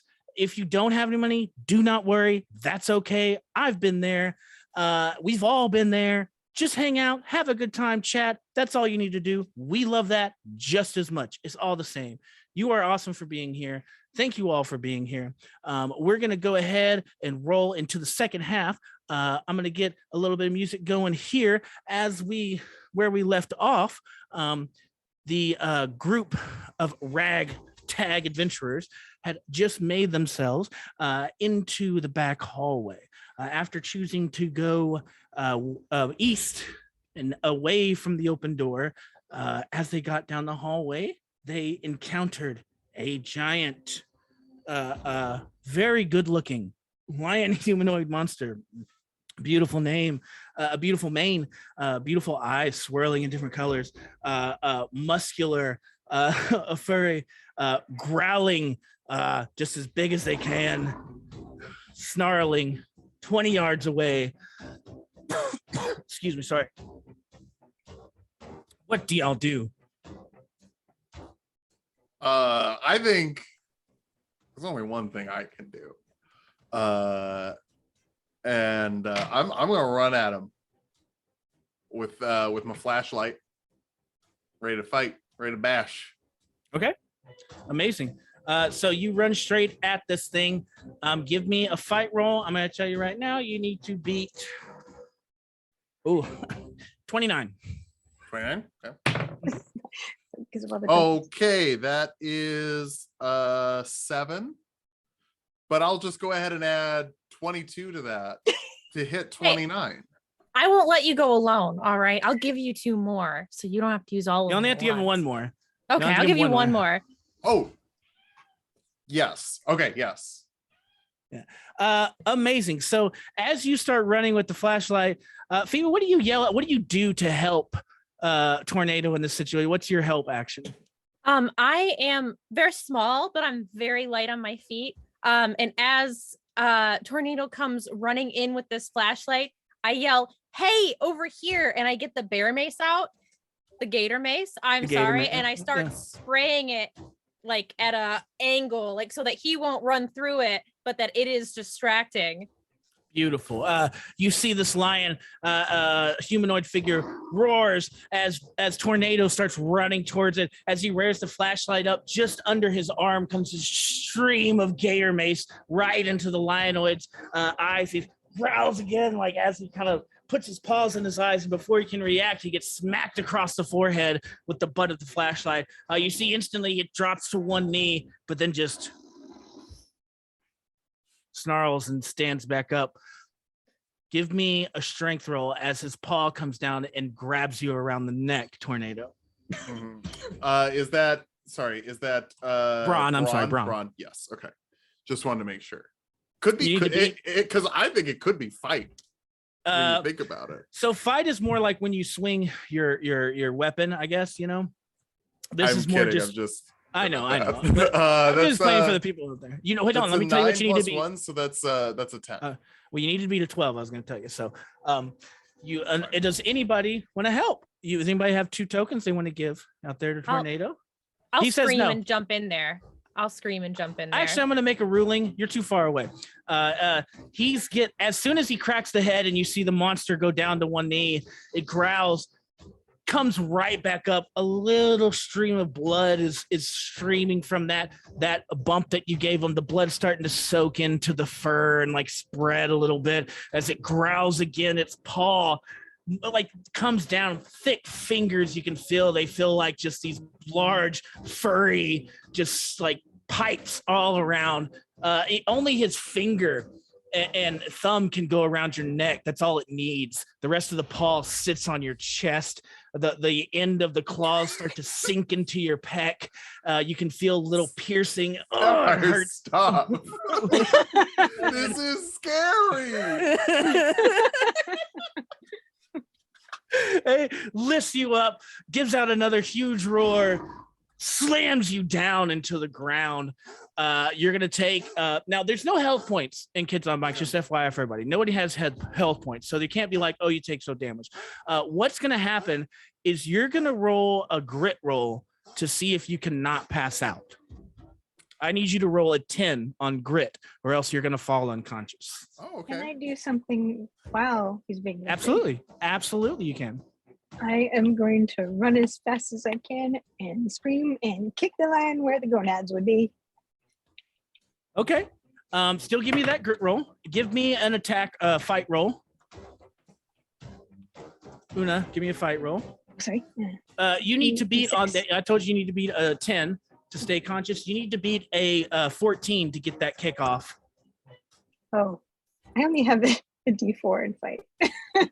You better hope it explodes. It sure didn't. Well, give yourself an adversity token. What did you roll? Tornado? I rolled an 8, and I'm going to spend my last 2 adversity tokens to make sure that it's a 10. Hey, out there, somebody donate to me. Give me some adversity tokens. Seriously, I've spent too many. Give Chuck some. Okay. I want to suffer. I don't enter a one shot unless I think I'm gonna die. Oh, I have no problem TPKing a one shot. Believe me. As you smack the ground, you hear that. That's my friend, though. You hear that loud ringing. You slowly feel like the tunnel begin to close, but you're able to. And then it slowly starts to refocus. You can see this lion's paw come off of you as it dodges this kick from Una, who comes in and just literally just like swings up Charlie Brown style, foot in the air, lands on her back. Bang. All right, let's go to the people who haven't acted yet. Patch, Phoebe, MJ, what are we doing in this moment? What's going on? Let's start with Patch. Patch, what are you doing? Inhaler, great. Phoebe, what are you doing? I'm running to stand in front of Tornado since he's on the ground, and running to Tornado's side. And I'm getting my box cutter out and I'm standing over him to protect him.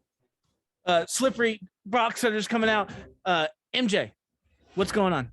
MJ just stands and says down, and then unloads the full clip into the lion monster. Oh, amazing! She says down. Phoebe, as you get down, you kind of like cover Tornado essentially on ground. And then Una, you're putting your hands on your ears as you guys just start hearing out all the shots coming from MJ. You see smoke. You smell it. But there's no wounds on the lion. There's no holes. No nothing. Or blanks. Is this a fake gun? Once again, the monster looks down at Phoebe, cradling Tornado's body, starts to reach its paw down again. Okay, so sorry, first time playing this. I don't know what the protective ability does. But let's look it up together. Let's look it up together. Sure. Yeah, got it right here. Go for it. I have it too. It's the amazing. I love y'all. Go for it. +3 to rolls when defending one of your friends. So there you go. That one too. Okay. Look at us. Look at us. Defending each other. Defending each other. I'm assuming I'm facing up and Phoebe fell down. It's like in that protective cradle. Yeah, she's like in that protective cradle where she's just trying to cover you. So if they would have to go through through her to get to you. Yeah, I'm gonna like push my arms up under her shoulders and roll so my back is facing the tiger. So basically you're switching roles essentially. Yeah. Okay. So you're gonna do that. Everybody fired the gun. Una is on the ground as well, and Patch is hit the as you see this, the paw comes down. I need you to give me another grit roll, Tornado. Yep. Do I get +3 because this is a protective action? Absolutely. Okay. And you need to hit the same thing at 10. Okay, so that's 11. You feel the paw hit your back. It's a little different this time because your head didn't bang against the ground, so you don't get that same white noise, but you do get that feeling of like scratch as these claws scrape down your back. You feel them garlic. You feel them rip your back. Your jean jacket is now in shreds in the back as he has ripped it to shreds. But luckily it was a jean jacket, so he barely got the surface of your skin. It actually protected you a little bit. And as he went to scratch, those cuts weren't nearly as deep as they should have been because of the denim. Upsetting. I know a seamstress. So. Can I scream something? Yeah, go for it. All right, I want to yell out to Patch, the coin, show him the coin, give him the coin. Fumbles and grabs the coin. Hey, you, furry. The humanoid looks up, its paw still put it, and you feel this too, Phoebe, as the weight, when he looks up to the hay, he's pressing down on Tornado's back. That pushes you deeper into the ground as you feel the weight of not only Tornado's body, but now the weight of this huge lion-oid creature as the pressure just squeeze. You kind of feel like your ribs are starting to like not necessarily break, but you can feel them bending. Tornado, you can feel your back arching as he's putting that power down. He's really crushing y'all into the ground, almost like twisting his paw on your back as he looks up at Patch and gives a big roar. Oh.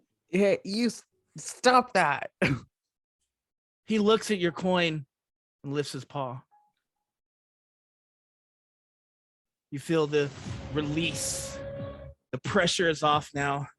You guys can breathe a little bit. Una, you start to back away on your back. What do you do, Pat?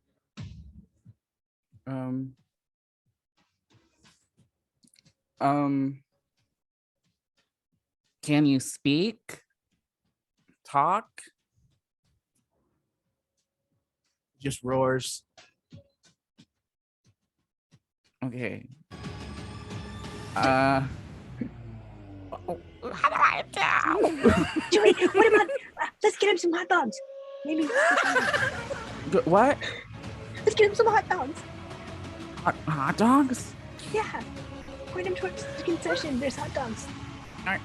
Are you hungry? What? I'm gonna call you Lionel. Are you hungry? The lion turns its head a little bit, looks at you, and then instantly drives its claw right back into Tornado. That pressure cinches again as he twists that paw again. This time with his left paw, takes a step towards you, Patch. Can I sink my scissors into his foot? You can absolutely try. I can try, and I already know I'm doomed because I have That's going to be a fight roll of a 14. Hey, 25% chance it explodes. Yeah, it's a D4. That's like the best one. And you know what? You bring up a great point. If you haven't played Kids on Bike, that is a great thing. You're talking about statistics of a 25% chance against the statistics of rolling on a D20. It's pretty awesome, honestly. It's the math nerd's dream. Kind of balances it out. It doesn't even matter that I got a 1. Yes, it does. Yeah. Yes, it does. Yeah. See, the problem about that math is you also have a 25% chance of getting a 1. Have we had any dice explode yet, by the way? No. We have not, unfortunately. No max rolls here. We've only rolled like use an 7 adversity times token to total, reroll? so Actually, it doesn't For matter. those of you that don't know, this is Kids on Bike, which means all these players have put one of the D20, D12, D10, D8, D6, D4 assigned to each one of the stats. And when I ask for a check, they have to roll those exact dice and try it. If they roll the max, they get to explode. And that's what we're talking about. Please donate because you can give them diversity tokens. They can add to those rolls. It'll help the Abortion Federation that we are helping out tonight. Set up by the amazing Just Human.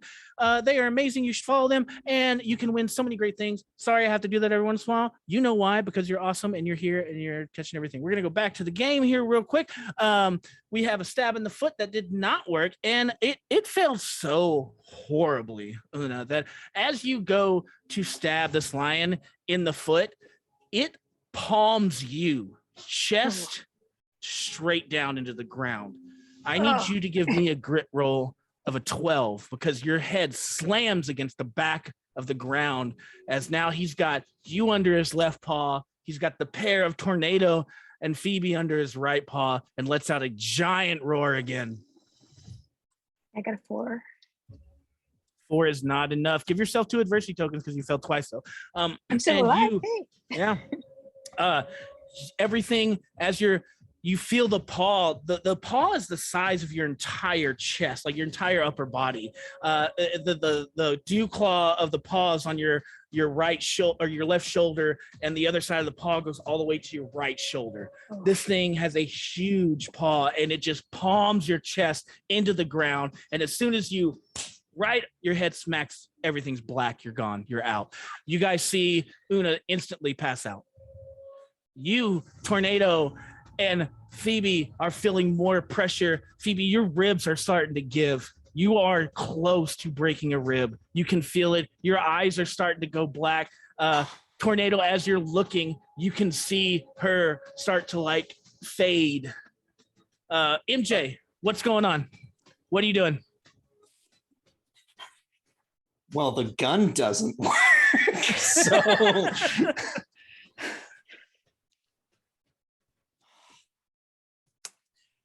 MJ is more brawn than brain. MJ is going to tackle the line off of the people. And as she's running up, just turn over, look at Patch and be like, get him out of here. And then full body like slam into the side of this thing, trying to get it off of the 3 that it's got pinned. Amazing. You're going to do a straight brawn roll because you're just going to barrel roll it. I'm going to roll an opposing brawn roll. It also has a d20 for brawn. 13. So you need to beat a 13. Please, dear sweet dice of goodness, give me a good... I'm going to expend 2 adversity tokens to make that a 14. Hell yeah. Riley was able to do that because you donated out there. Thank you again. Please keep doing it. So you add those adversity tokens. Yes, as you run, you see MJ yell at you to get them out of here. And just as heroic as you have ever seen, shoulder down, right into the chest, the beautifully sculpted chest of this lion. The mane flies back. It takes 2 seconds at the pressure. Immediately erase from Phoebe. Start to breathe. As the paw comes off you, Una, you start to wake up. Your highlights start to come. Everything's kind of very off to you. You're in a weird spot. You don't remember what happened. It's just kind of all discombobulated. As you kind of pull your neck up, you see MJ driving their shoulder into this lion, and the lion's on its back hind legs, kind of like waving in the back, and it almost like barrel rolls backwards. MJ, you're now standing about 10 yards from it. Everybody else is 10 yards behind you. And so it's 10 yards, everybody, 10 yards you, another 10 yards the monster, as it's back up now after it rolled back, looking at you, roaring. Okay, so I think this is a magical monster, and we need like garlic or like... It takes a step. Silver or something like that. Some magical monster killing. It takes another step. I think it's time to run. You're brilliant. You're wonderful. I love you. It takes another step. Later. Let's go. And I drag him and it's starting to step faster. Okay, I'm gonna have to contest that because I'm not leaving MJ behind. The lion gets down on 4 legs now and is in a full sprint. You have 2 seconds to react, MJ. Tell me what you do now. Just screaming and then goes for a headshot. Just like full.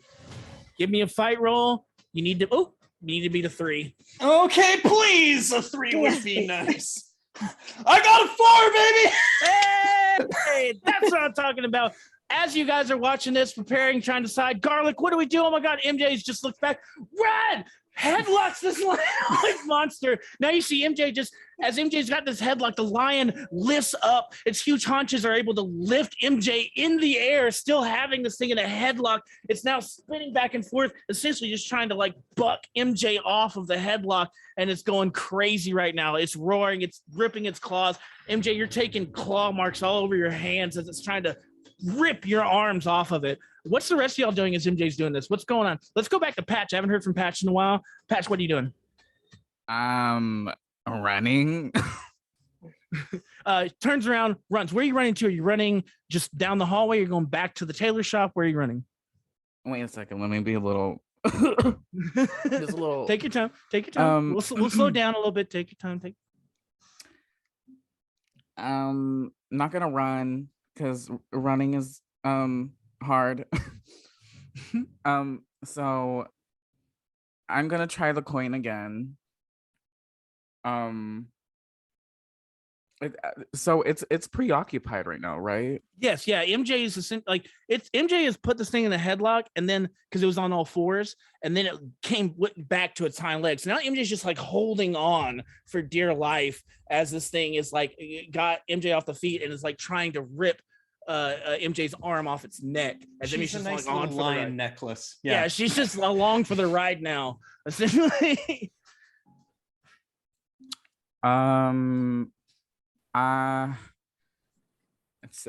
So it seemed to respond to the coin, but it didn't completely. Okay, it definitely responded to the coin, but it didn't listen to your commands. Yeah. I mean, it did stop when I said stop. It just didn't respond to me. But then it continued to do it. Okay. If you had that instant flashback of when you pulled out the coin, it gave you that similar to like what a dog does when it's confused, like the head turn, kind of like when it looked at the coin and then turned back and then went back to pushing your friends into the ground. So it had probably like 10 second of like, and then went back to normal business as usual.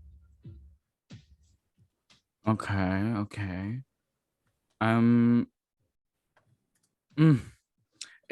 So where are we? You're in the hallway. You are like 10 yards. We're probably about 15 yards now from what's going on in the hallway. You're not that far. I mean, like literally MJ's getting thrown back and forth to the wall because this hallway is probably only 5 feet wide. So as the lion's like taking up most of the width of the hallway, every time it swings, MJ's feet are like banging against the south wall, banging against the north wall, banging against the south wall. As it's like writhing back and forth right now. Okay, I'm gonna try to get its attention. Like, okay, I don't know, like a whistle or something. Tell me what you do. You whistle? I'm gonna whistle. Okay. And try to get its attention. Like, hey, you. It's just so preoccupied right now. Your whistle is unaffected. It's just swinging MJ. MJ's just got this like amazing like just strong chokehold on it, cinched in. Elbow under the chin, the whole 9 yards, like it just really holding on. But you can see blood start to form from the scratch marks over. Una, what you got? I see you changed. So I have prepared as one of my feats. Can I spend 2 adversity tokens to have like a really loud like lifeguard whistle in my pack? Maybe. Yeah. Hell yeah. It has to be a common item. I feel that's sort of common. I'm all for that. Yeah, absolutely. 100. So what do you do with that lifeguard whistle? I would have tried to run away to Patch. Am I anywhere near Patch? Yeah, if you think so, absolutely. Yeah. Okay. Then I'm gonna just toot on it as loud as I can. Long sustained, like. I would say that everyone kind of like it pierced because it's loud and you're in a small hallway, so it's like reverberating off the north and south walls there. It does seem to affect a lion, but the fact that it's in a headlock, you seem to just piss it off a little bit more. Does it draw any of those police officers? Oh, that's a great question. You're pretty far from the western. Just let me roll something here. Do we want it to? No. If there's no way for you to know right now. Obviously, take them time to get there. So I'll just say you blow the whistle, and that's your intention, and I understand that. But I'm not going to tell you whether or not it happened. So you blow the whistle. Yeah. And you did. You see it does like kind of look at you while it's like writhing back and forth, and you see it kind of wince to the sound. But it's so preoccupied with MJ around its neck You can see it's almost like its eyes are getting red, like the veins and its purple and red eyes are starting to like pull, like it's being choked. It's literally getting choked. It's trying to, throw MJ off as being choked. So yes, it would be annoyed by that whistle, but it has much important things it's dealing with now. Didn't see the horn. Okay. I'm gonna spend one adversity token to use intuitive again. Okay.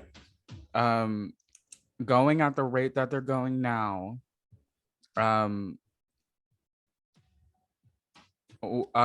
which one of them's gonna die first? I don't know. Like, what does it look like?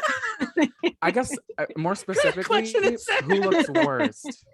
Who looks worse? I would say the person that looks out of all of you, the person that looks the worst right now is MJ. MJ has the biggest wounds because right now MJ's arms are getting ripped apart by the lion's claws. I meant between MJ and the lion. MJ. Okay. Still looks worse than the lion. The lion, although it's being choked, is making, because while this is all going on, we're talking about this has only been like 5 seconds. So as MJ's being like slammed around, their arms are getting ripped to shreds. And just in another 5-10 seconds, they're going to rip off so much muscle off of MJ's arms that they're just going to give out. So MJ does not have a lot of time up there. You're working against a very short clock. MJ has bought you some time. You have to decide, are you going to run or are you going to do something?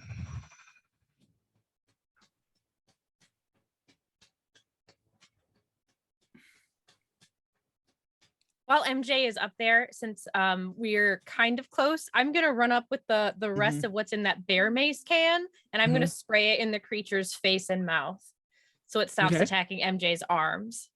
Okay. And I'm going to hand my scissors to Tornado. Say, hey, maybe you have a shot. Thank you. And I'll take it. Okay.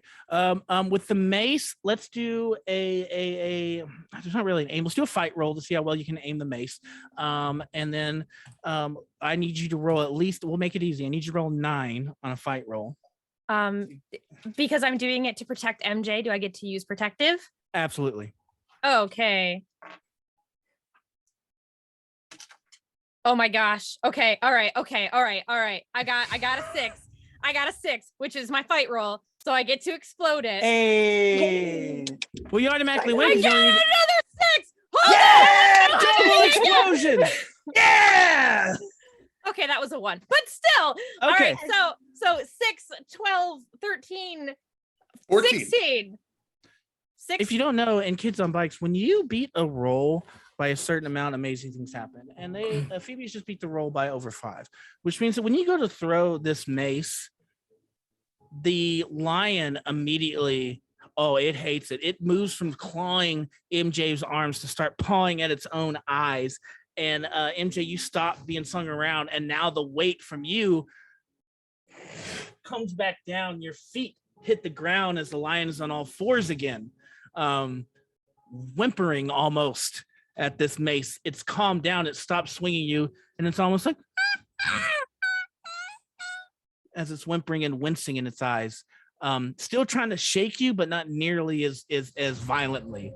But you're able to cinch in more, and you can feel it starting to cough, trying to roar, but you've got its neck so cinched on the ground that it can't even roar anymore.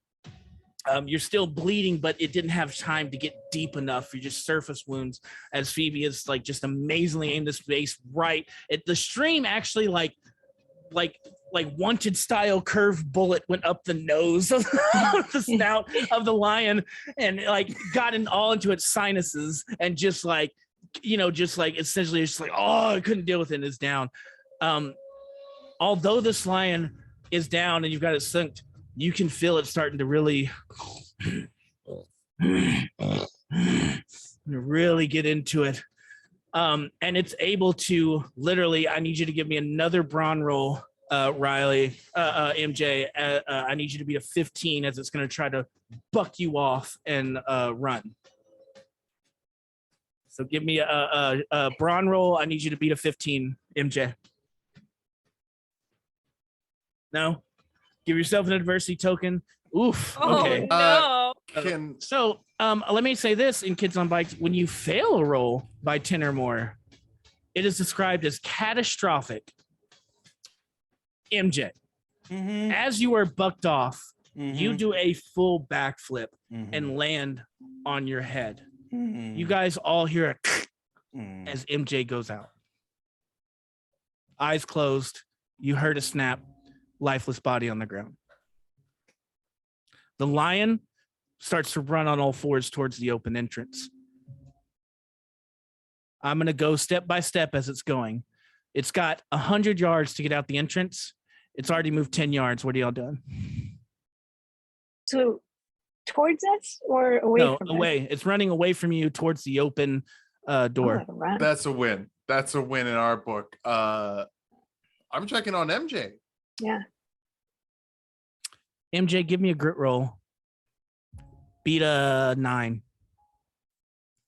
Yeah, 9. That's easy. Okay, looking at my grit now, I get a +1 because I'm an adult.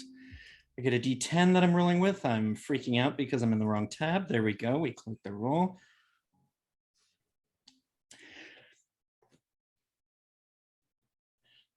What do I need to beat again?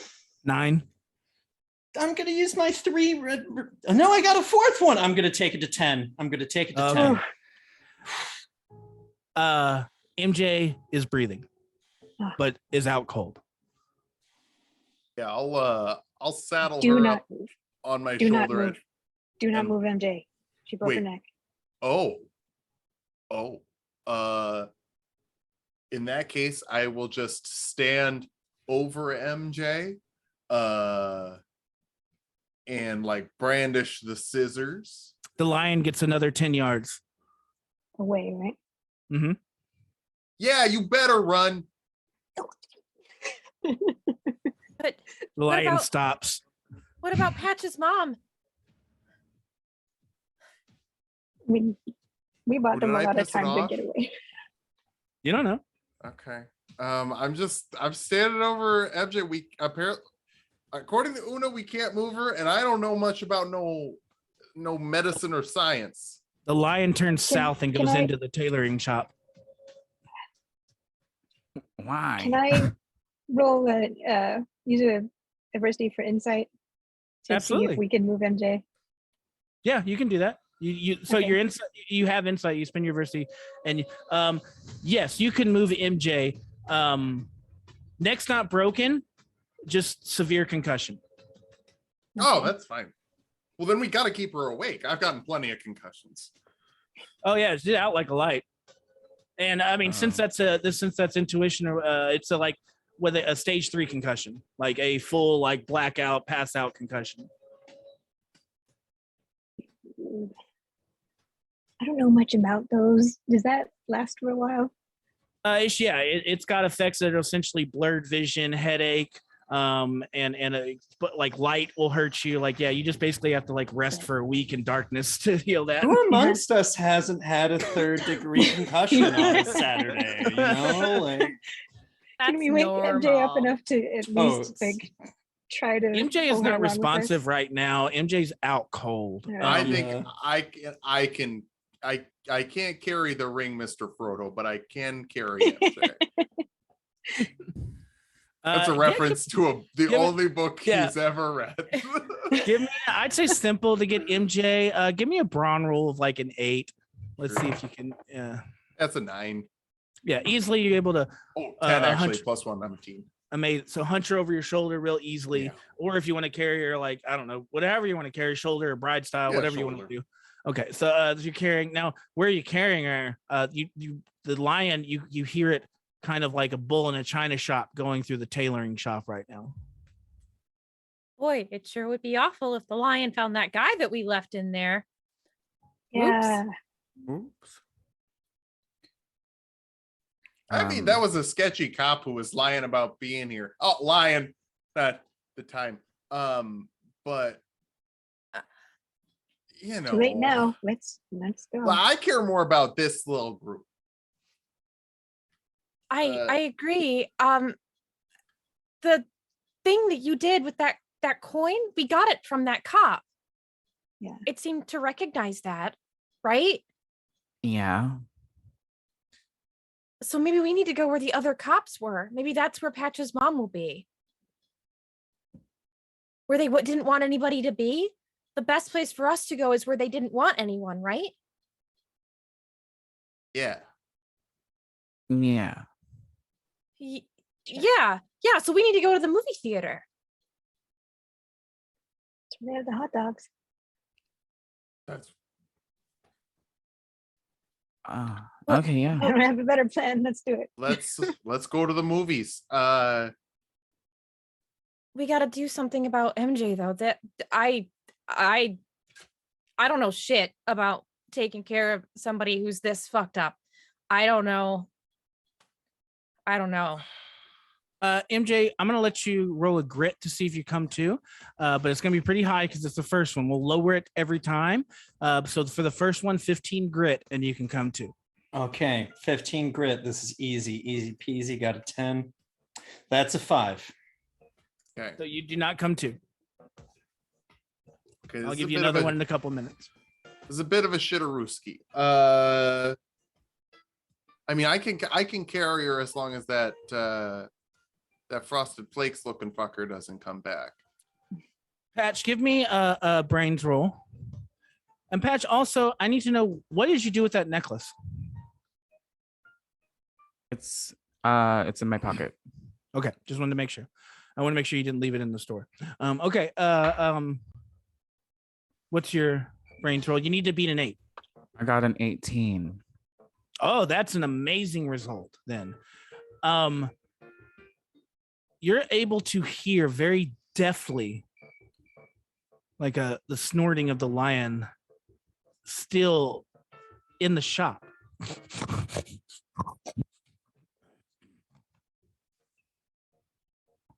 It's good. It's good.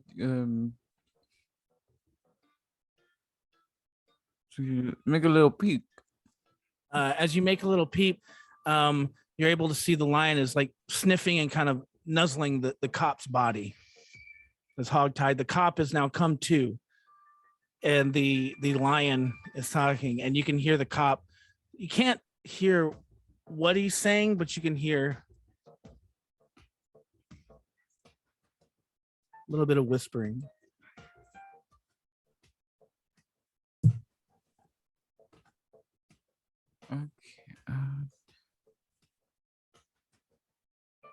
Okay. Can I get a little closer without being seen? Oh, wait. You can try. Oh, I don't have another token. Dang it. I could try. Only there was a way to get more adversity tokens. Yeah. I don't know. If only. If only. I could just get let's one do more. let's do an arm wrestle. My brawn versus your brawn. One of us loses, gets an adversity token. Game I the don't think that's how system. that works. Boom. but Perpetual adversity token don't- machine. I don't think that's how that works. I'm gonna call veto. Rock, paper, on that. scissors me. Go. Rock, paper, scissors me. We're gonna go with. Does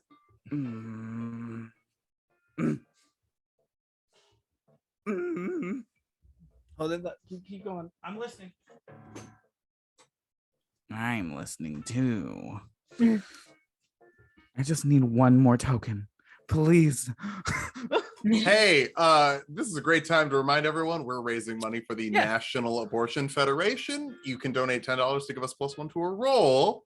And we thank you all for being here. And Chuck's back now. So Yeah. No, Chuck it thank up. you. That was amazing, Phil. That is exactly what I was gonna say. If you want to help Patch out there, I'm gonna give you like a little while to donate a token, but not that long. You know, Patch, I know what can do there. So, what are you doing there, Patch? Are you gonna venture further in through the office, or are you gonna back up? I'd like to, but only if I can use unassuming. What is unassuming? Remind me. You may spend 2 adversity tokens to not be seen within Oh, reason. okay, yeah, I remember that one. Okay, yeah. So, tell me what you're trying to do, because you have to go through the office first. Now the doors are open; you can see in. What exactly? Where are you trying to hide? Like, are you going, like, just to hide behind something? Are you trying to camouflage yourself? What's in your mind?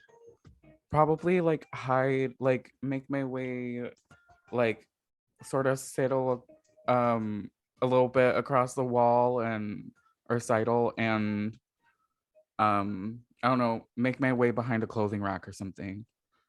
Okay. As you're doing that, MJ, give me another grit roll 12. See if you can beat a 12, MJ. So while MJ's rolling that, you get behind the rack and you are able to see that the lion is chewing through the hog tie ropes. MJ, what did you roll? An 8. Not enough. You're still unconscious. All right. Back to you, Pat. You can see the lion is chewing through the rope on the cot. We have to go.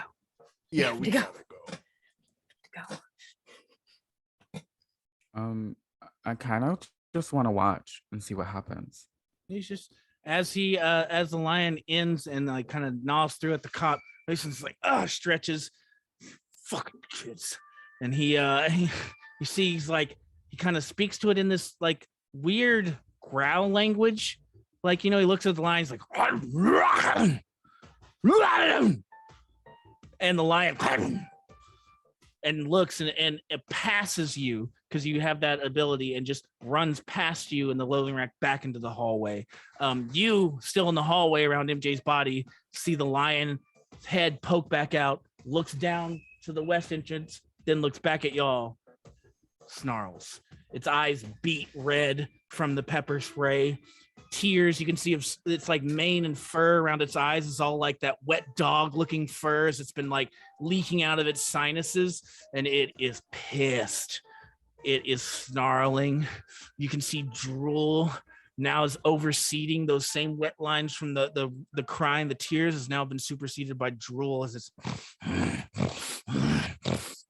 looking at you, and it raises up, puffs its chest out, takes a step. We have to go. 30 yards away. We have to go now. We have to go. Yeah, I'm gonna scoot everyone in front of me. I'll bring up the rear, but I'll make sure everyone is going first. We're going. You're still carrying MJ. I'm trying to. Okay. So as you guys start to run, it gets down on all fours and starts to run as well. And it is gaining on you. You get 10 yards away, it gets 15 yards. You get another 10 yards, it gets another 15 yards. It's now, as you look back, it's only 10 yards behind you instead of 30 yards. You're pulling up the rear, Billy. You can start to feel the hot breath on the back of your calves coming out of its snout. As it's getting closer and closer, the growl. I'm looking for that emergency hall, like that employees only hallway. I'm trying to like take a corner really fast because I feel like maybe we can turn a little faster than it can. In 15 yards is the next store. You can take a right, hoping that the door is open. If the service entrance is open, you'll be able to get in that door. It's 15 yards away. You can roll a grit roll. If you beat an 8, you'll make it there before the lion catches Billy. If not, the lion's going to attack Billy. Okay, well, grit's my highest, so maybe we'll pull something out here. I got a 12. All right. Amazing. So yes, you immediately, as you kind of push your way through the door, it's open, it slams open, hits the back of an office, and you take it in, and everybody kind of dives in behind you. Just as you get in, Billy, with MJ over your shoulder, the lion, unable to stop, kind of skids past the door. You're able to shut the door just in time, but you start to hear that pounding as it's just right on the other side of the door. MJ, give me another roll. I need a 9 this time. Grit roll. See if you come to. It is a 9. Perfect. I have an adversity die. I had 2 more. I'm gonna give 1 to MJ to. Hell yeah. So MJ, as you're being carried, like one of the last jaunt as you did, pushed in on your stomach. Reagan's a fascist. What? It's coming. It's trying to get through. What year do you think it is? Bush is president now. It's the Bush guy. Oh, the Bush. Okay. Whoa. You guys hear the Is there wood. something that we can like? You guys hear the wood of the door frame start to crack. I look for like an office chair or something to shove like throw a bunch against of the door. I'll hold the door while everyone's looking for heavier stuff. As you're holding the door, you can just feel the as it's like pushing you back, and every time it's coming, you know it's not much longer. I have a question. I have an answer. Am I still in the tailor shop, or did I Yep. go with them? No, you're in the tailor shop. Okay. And I'll come back to you in a Just second. Don't hanging worry. Yeah. So yeah, you are in that you're in that thing that's coming at, and you feel the doors about to break. Billy, you would say you've got maybe like 10 more seconds to hold this before the door is coming through. You can't hold it much longer. It's coming through here. Anything we got? What kind of store is it? You are in like a video store, not rental, but like those ones that used to sell like VHS tapes and stuff. You like, what was that called? Like an FYE joint? Yeah, exactly. Thank you. Yeah, like Sam Goody or something like that. We're gonna beat him with Funko Pops. yeah. It's 1991. Oh, Funko Pops have not been yeah. thought of yet. Beanie God. Babies. Yeah, exactly. Like you Can remember we those even stores? Action Usually- figures. Yeah, Actual yeah. action figures. They had like that poster set up in the back where you got the number and fly file. Very, very old school. Yeah, it's like a Sam Goody music DVD shop, or I guess So DVD's are- not VHS shop. Sorry.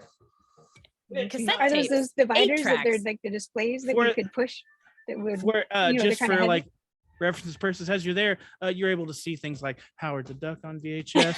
Oh my God. Bill and Ted's Excellent Adventure, passed by Teenage Mutant Ninja Turtles. I have all the 90s props. As you as the store, yeah. gonna put Bill and Ted in the VHS and say we can go out watching something fun. Right? There you go. So we're gonna pause there. We're gonna press pause. We're gonna cut back. Oh wait, no, we're not. We're gonna stay here. We're gonna stay here. We're gonna and we're gonna say, so yeah, what are you guys doing? You've got the door breaking, you can feel it. What's MJ? Let's actually go to you. You've just awoken, you're coming to, everything's hazy. The last thing you remember was getting flipped off the neck of this thing, and then you blacked out, and now you're in something, and tornadoes against the door going, I can't hold it. MJ's got to look around for something to wield. Okay, give me a fight roll, because you need to see what you can turn into a weapon. Great, that's Beat a 10. nope, that's 5. No, you're looking around, you see CDs and VHS, but you're like, I can't really throw that well. Okay. They're all in these racks that are too big to pick up. There's nothing around that you can really see as a weapon. And Billy, you feel the door break, like the lock, the padlock has come through the frame. You're literally just holding it by your own strength now. Yeah. There's no door. We're gonna pause there. We're gonna go to Patch. Patch, you are in the tailoring shop. You are hid behind. The lion chewed through the ropes, ran out. The police officer got up, dusted itself off after the real target got on the walkie. Hey, this is 7576. I was captured. What's going on? And you hear back on the walkie-talkie, Patch. Hey, let's go. We've been looking for your search party. We need you at the west entrance. How's LP going? It's like she's still listening. She's still under our control. We're in her shop. I don't know. I sent her after. We have like a thing of kids. They're just giving us way too much trouble. I might need some backup up here. I think they might be causing us way too much trouble.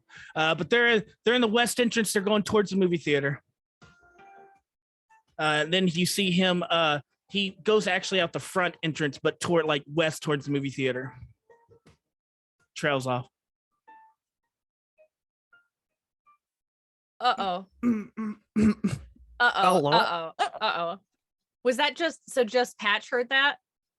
Just Patch heard that. Uh-oh.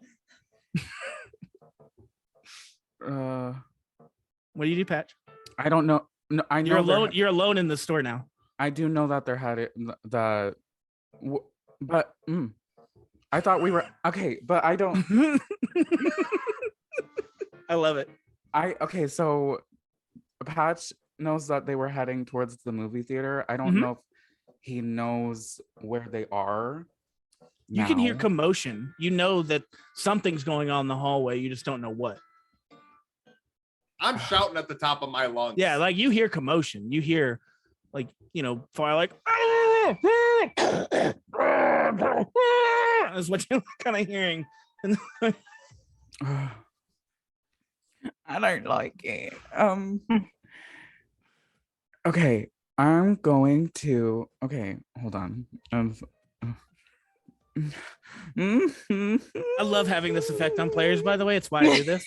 This is exactly why. In fact, it's like, I don't know what to do. It's like so satisfying to me.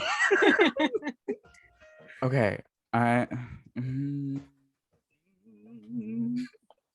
Do something. It doesn't matter if it fails because you have adversity tokens after it fails. I'm gonna go out the front Okay. of the tailor shop, Okay. and for the first time in my life, book it to the movie theater. You can still see the cop. He's not running. He's walking towards the movie theater. So if you run, he's you're going gonna out catch. the front. Yeah, he went out the front and turned towards the movie theater and started walking. So when you went out the front and like started to go towards the movie theater, you can see his back as he's just walking, kind of like fast walking. I would say like speed walking, but he's not running. He's not jogging. He's just like moving fast towards the movie theater. Is there anyone else coming from any other direction? No, you don't see anyone else. It's silent like it was before. I'm just gonna do like the pink panther like sneak behind him. Yeah. Okay. Perfect. So we'll cut there. As you're following him, we're gonna go back to the door. The lock has just broken, Billy. You can feel the pressure coming through, right? What do you do? I'm still holding scissors. Mm-hmm. I ain't holding this door any longer. So I'm gonna look at everybody else and we'll say, y'all gotta book it. I'm making paper mache here. And then I am gonna try and do a Scooby-Doo maneuver, which is that can I kind of feel the rhythm of how it's hitting the door? Yeah, it's not like an exact rhythm, but it's definitely, you can feel it rearing back, hit, rearing back, hit. You can definitely feel like I'm gonna wait after a hit, and then I'm gonna step out of the way to try and make it run forward into the scissors. Scooby-Doo maneuver. Open the door as they're charging through. Okay. Let's see with the here. scissors. Oh, that's a 2. All right. So it busts through the door on your fake out, and your scissors stab it not in the eye, but like catch the edge of its eye and like almost just inside the eyelid and rip it just a little bit. So We're it's really doing a lot of eye stuff to this guy. Yeah, I don't know why. I just went there. Okay, I'm sorry. Okay. But yeah, so like just rip, nothing like too, like doesn't actually go in the eye, just kind of like catches the edge of the eyelid and snaps it. And you can see as it comes through the door, though, it's so big that that office, even though you had the scissors to his side, it still pushed you out of that back office into the front of the store. So you kind of roll on the ground, the scissors out of your hand, kind of hanging down, like almost like a hanging piece of hair or something dangling from its eye, and then eventually falls off, followed by a little couple drips of blood. But it didn't really do what you wanted it to do. It definitely worked, but didn't do like the damage you were hoping, because it's still coming in. You guys that are in the actual shop hear that commotion. You see Tornado spin out of the back office. The lion, still on all fours, sees you and stands up again. Gives a big growl, looks at all of you, starts to walk. Will you give us a break? Jeez. Wow. What do you want? What do you want? It starts, as you say that, Phoebe, it takes a step towards you. Get my box cutter out in my hand, just like with the biggest fucking sigh. Why? What are you after? As you see the red and the purple kind of that's swirling around its eyes, kind of like flash almost. And you see, give me a brains roll. Real low. God. We'll say really 8. That's literally the highest it could be. Let's see how many adversity tokens I use. Let's see how you go. I'm watching too. Can I do it too?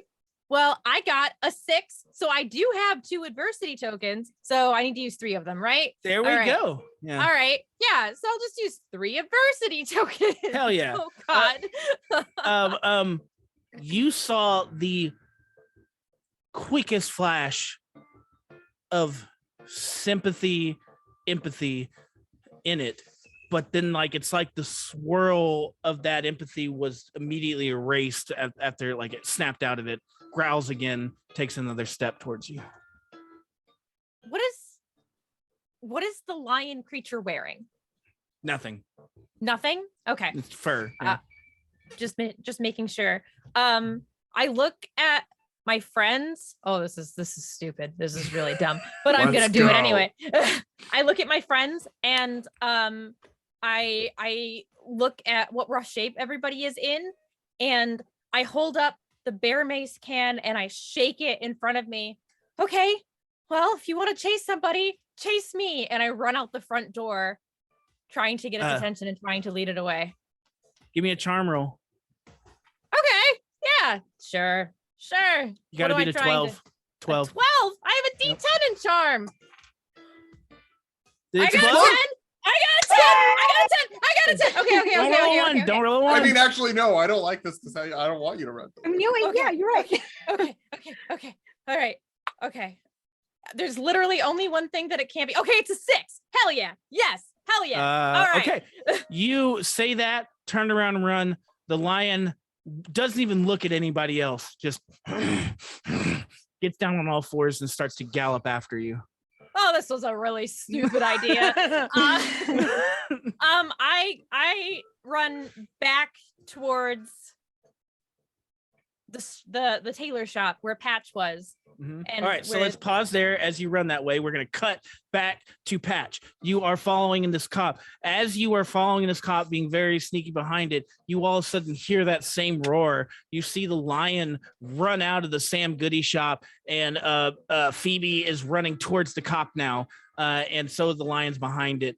You see the cop is bracing to tackle Phoebe. You see this cop in front of you is about to try to stop you. He's taking a wide stance, arms out, legs out. He's ready to like tackle you and stop you from running. I'm not going directly at him. That's for sure. No. Yeah, but you know you can't go back. You're in a mall, so you can't like jump to the second thing. So you have to kind of either try to dodge him or whatever. But you do see Patches behind him.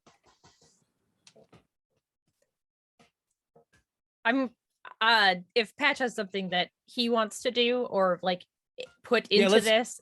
Let's give Patch you. So you're up. What do you do as you see this happening? I'd like to tackle him. Okay, give me a brawn. Oh, okay. You need to beat let's say you're behind him, so it's a little bit. You just beat a 6. Great. Explode, please. I cannot be the only person with an yes.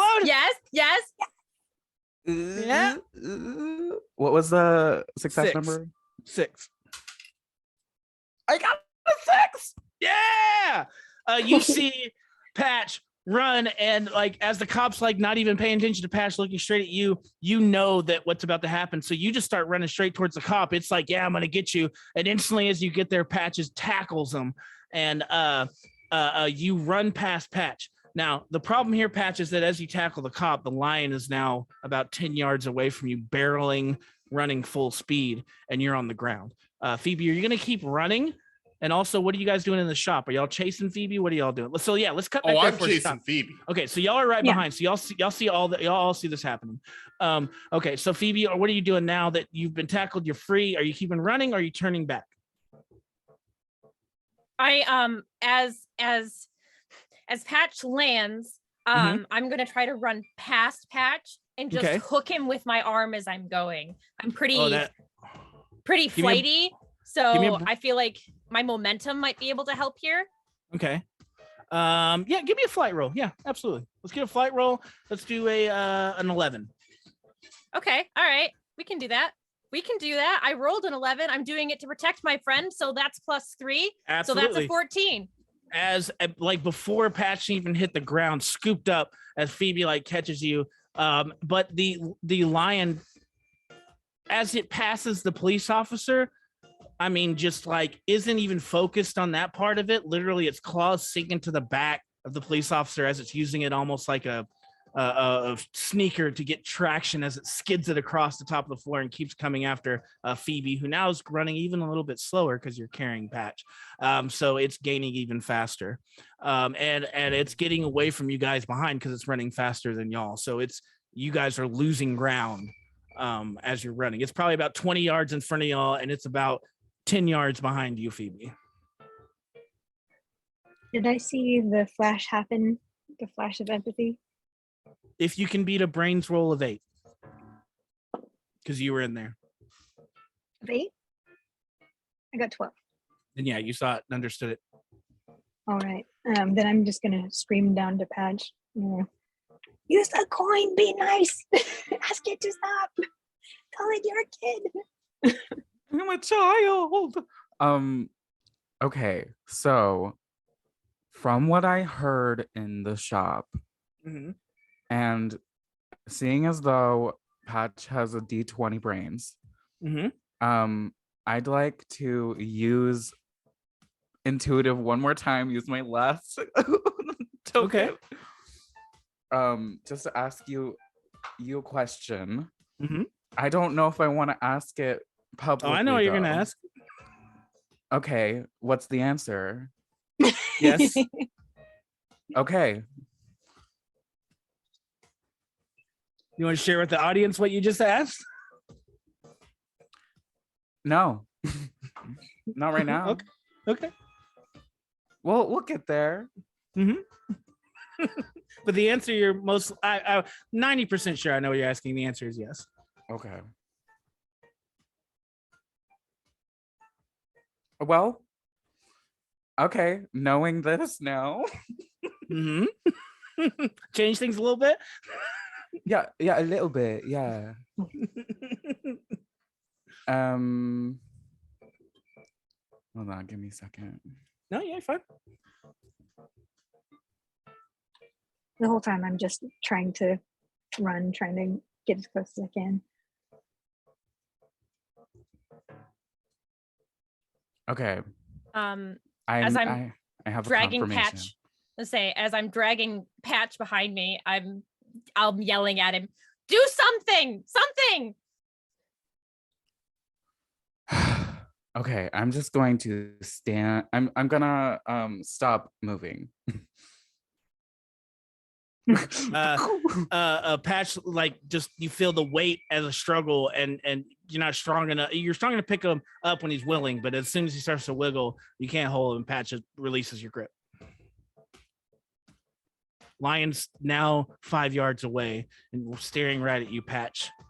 Now it's slowed down, raised up from its stance on all fours on its hind legs again, lets out another big growl as you see the red and purple swirl in its eyes, and it looks you directly in the eye, Patch. I'm gonna stand there, stand my ground. And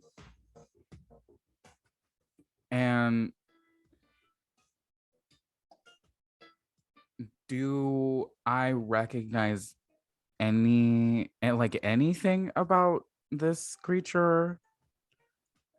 Or is it completely like nothing I've seen before?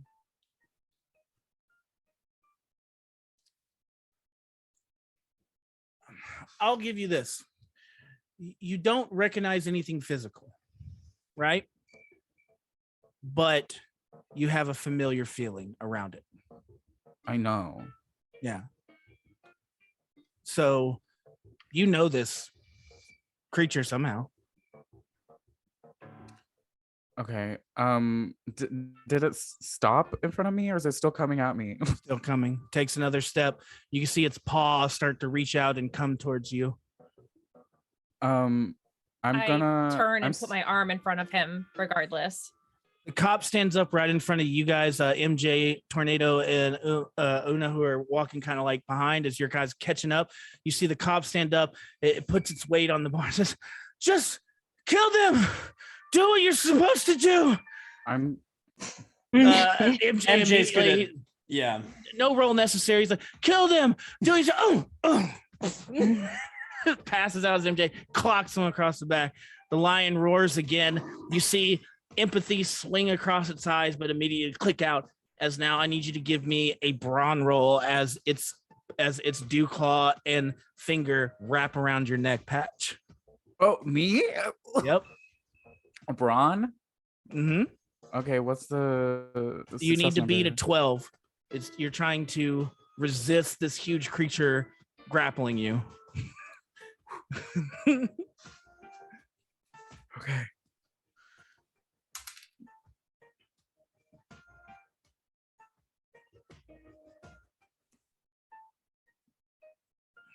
That's a critical fail. I got a 3. The lion picks you up, throws you off the balcony Oh, jeez. to the first floor. Like you're nothing but a rag doll. That's only like 7 feet. Remember, I confirmed Yeah, that we earlier. confirmed I that. need you to give me a grit roll of 10 to stay conscious.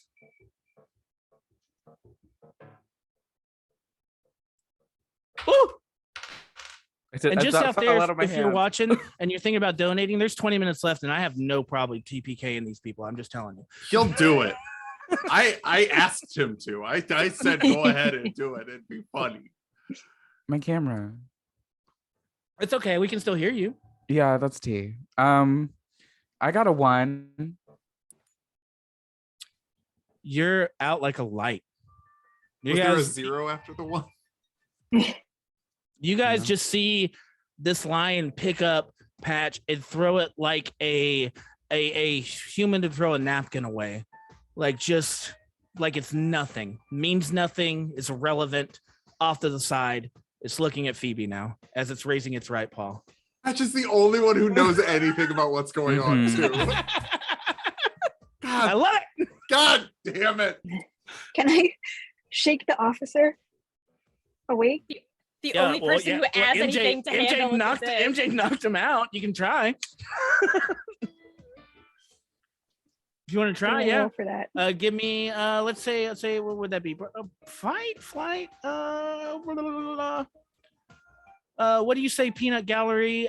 Grit or brains to know how to wake someone up? What do you say? I'm thinking brains, right? To know. Okay, so yeah, let's do brains 10.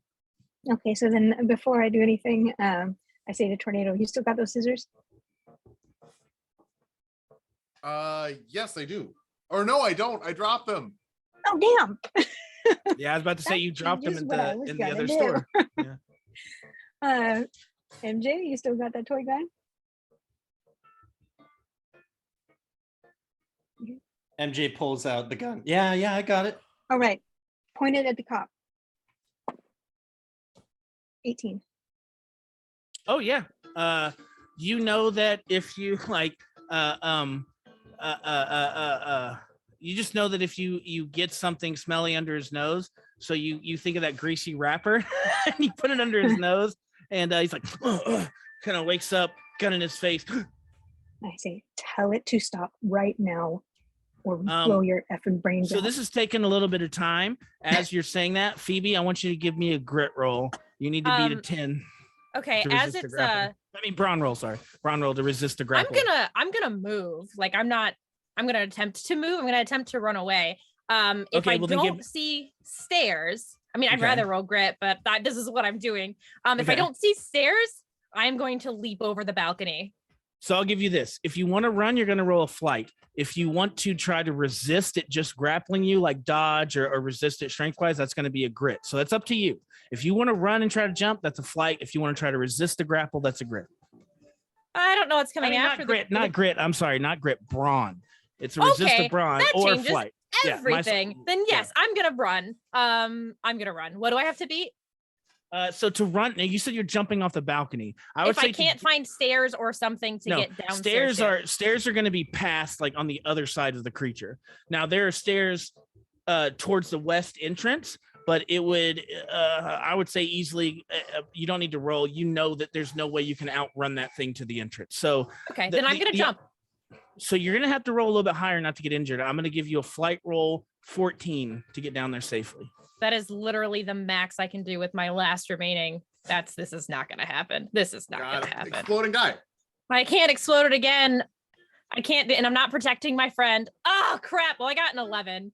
So you didn't oh. fail by that much. So as you go down, you do land, but you kind of land on a like one of those little kiosks that's in the middle of the mall, and you roll your ankle. So you're gonna be going a little bit slower now. But you do see Patch there completely unconscious. Patch, I need you to give me another roll. Since you did roll a nat 1 last time, it's gonna be a pretty high 15 grit to wake up. Mm-hmm. Mm-hmm. Okay.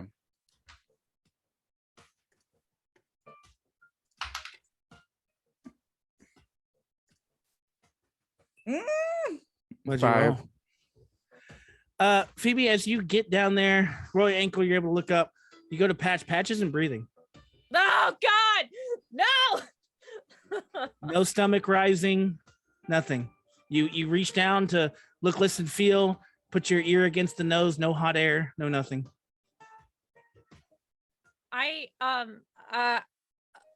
We're gonna cut there and go back to the top. You guys see Phoebe jump off the side. The lion turns around and faces you three. You now have the cop at gunpoint, and he goes, he kind of arches his head back a little bit and goes,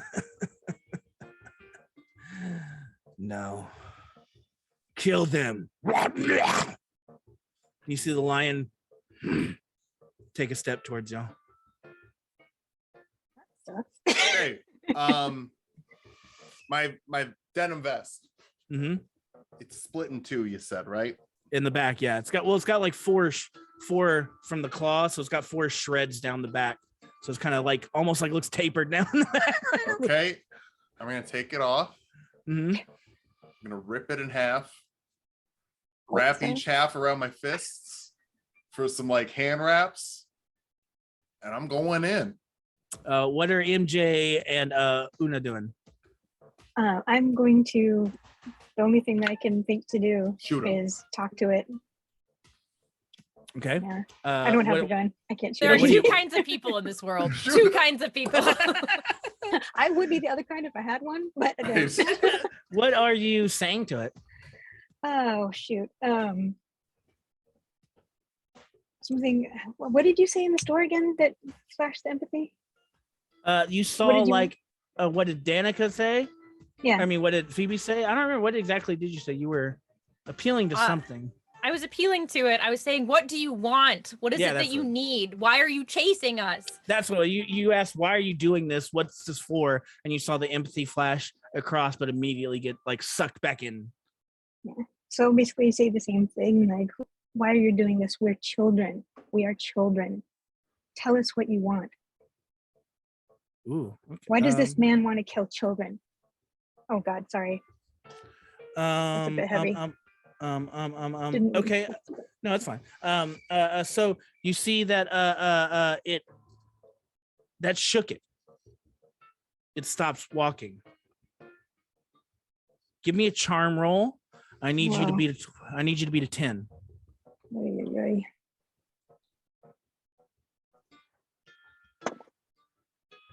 7. You see that same flash, like it stopped. Keep talking to it, guys. Keep talking to it. You hear that same sound again. Thank you. What's that? Yeah. And now you see the weirdest sense of like a forced in its mind. Like you can now see with that comment that tears are actually starting to form from the corners of its eyes, and on the left one it's mixed with blood because of scissors. You see the tears run down its face as it stopped growling but doesn't stop moving towards you as it takes another step. You can see its claws extend, but now its face completely does not match its aggressiveness. Its face is completely different now, but it's not stopping. Don't listen to him. You do not need to do this. Takes another step. Guys, talk to it. MJ, what are you doing? You don't need to do this. She's right. You're a good person. You're a good lion. You're good kitty. You're good a person, person. cat. Good. it brings its foot back. Its right foot starts to go back. Another step Fight forward. it. I can see you don't want to do this. Fight it. Now looks at Tornado. What are you doing, Tornado? I'm doing the Chris Pratt dinosaur hands. Okay. That's amazing description. Thank you very much. That was amazing. And yeah. whoa.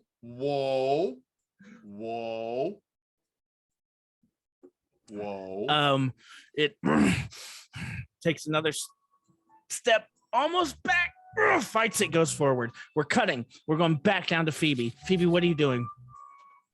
You got a lifeless patch under you.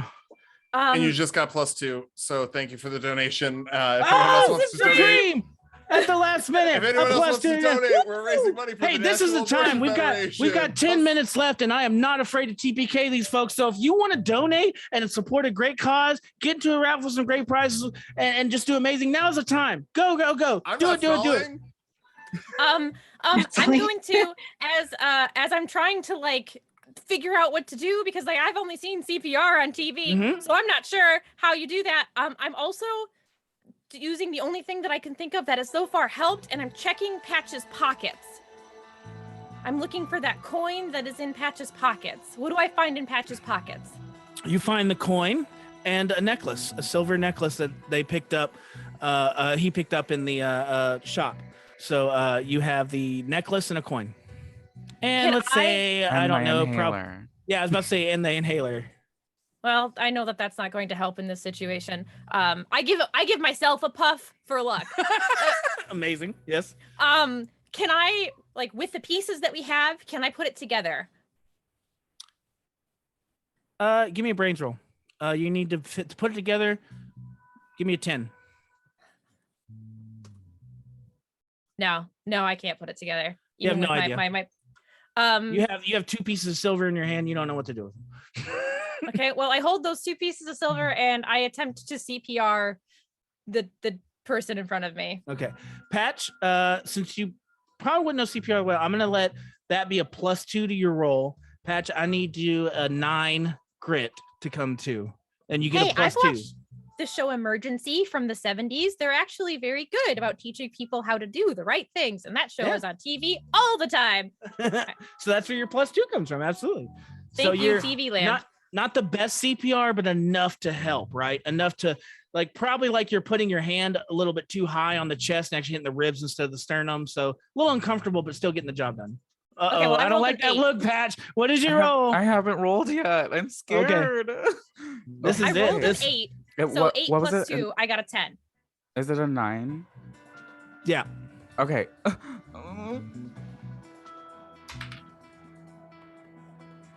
Okay, I got a 10. That's exploding. Roll it again. 18. So you beat about 9. So you're over 5. Amazing. You come to, you see, you take your breath from the darkness. You were in such a dark place, a weird place. You remember certain things, mother stories she told you when you were younger, of your origins, of her tribe, of everything, where she's from, the power of the lion and the tiger mixed together, the stories that you've heard of your ancient relatives who knew how to harness the power of these animals, but have since not done it. And these have all been kids' stories, horror stories you tell when you're asleep. But you remember the key thing in those stories as you come to. Silver in the mouth is the only way to start and end the transformation. And your grandma's stories would always end with the hero putting the silver coin under the tongue of the lion to get it to what they call humre, which is to obey and to transform. Your assessment is whoever did this knew that and forced your family to do this against their will by putting a silver coin under their tongue and taking it away. You know what you need to do. You don't have much time. You're on the first floor. You look up, you see the lion slow motion going towards your friends, unable to fight its resistance. As Tornado's ripping up, we're just gonna go real fast and run out of time. It lifts up Tornado, slams him down, goes to the next, lifts up MJ, slams MJ down. It's going towards Una now, your friend, the only person you've really been able to connect with this in town. Lion, your mother, takes another step.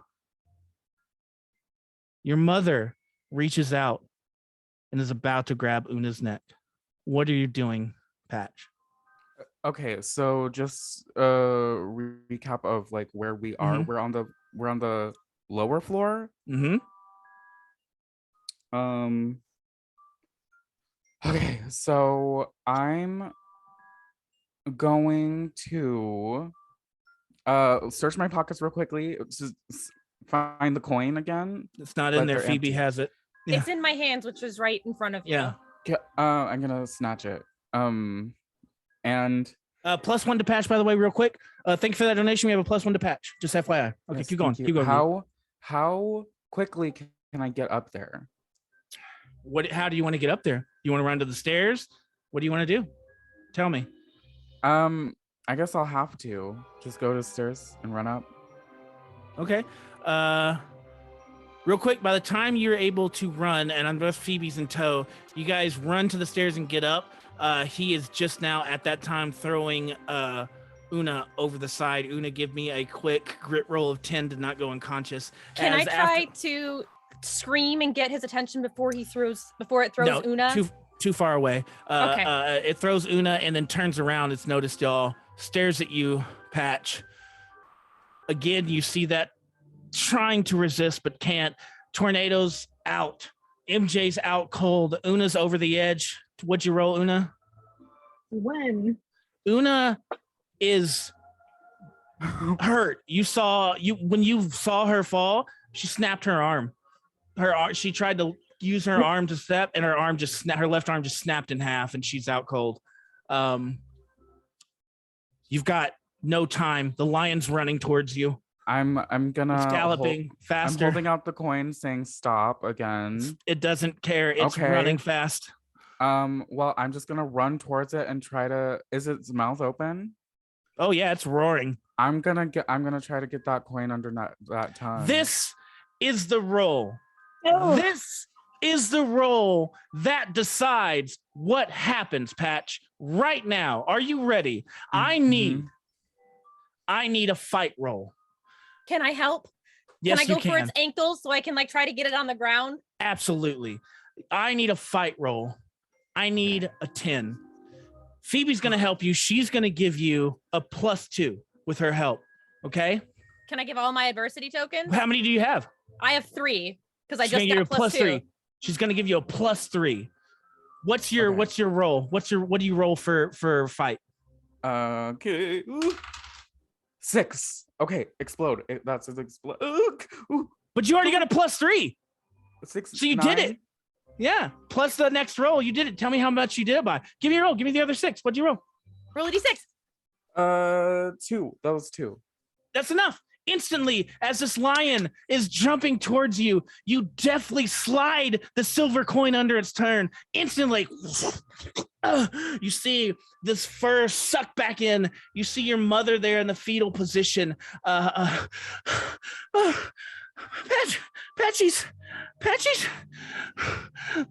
What's going on? Where am I? We're gonna have to unpack that later. Amazing. So, in lieu of time, because we are already 2 minutes away from 8 o'clock, we're gonna wrap this up real quick. Amazing roll by the end. Billy, you come too. MJ, you come too. The only person that doesn't, unfortunately, though, is poor little Uma on the first floor with the snapped arm. As you guys walk down to check on her, unfortunately, Uma is gone. Unfortunately, in these games, sometimes this happens. Content warning, I'm sorry, but Una did not make it. That one. So Uma's dead, but what happened to Una? I said This is a Una. very good question. I said Una. Una is gone.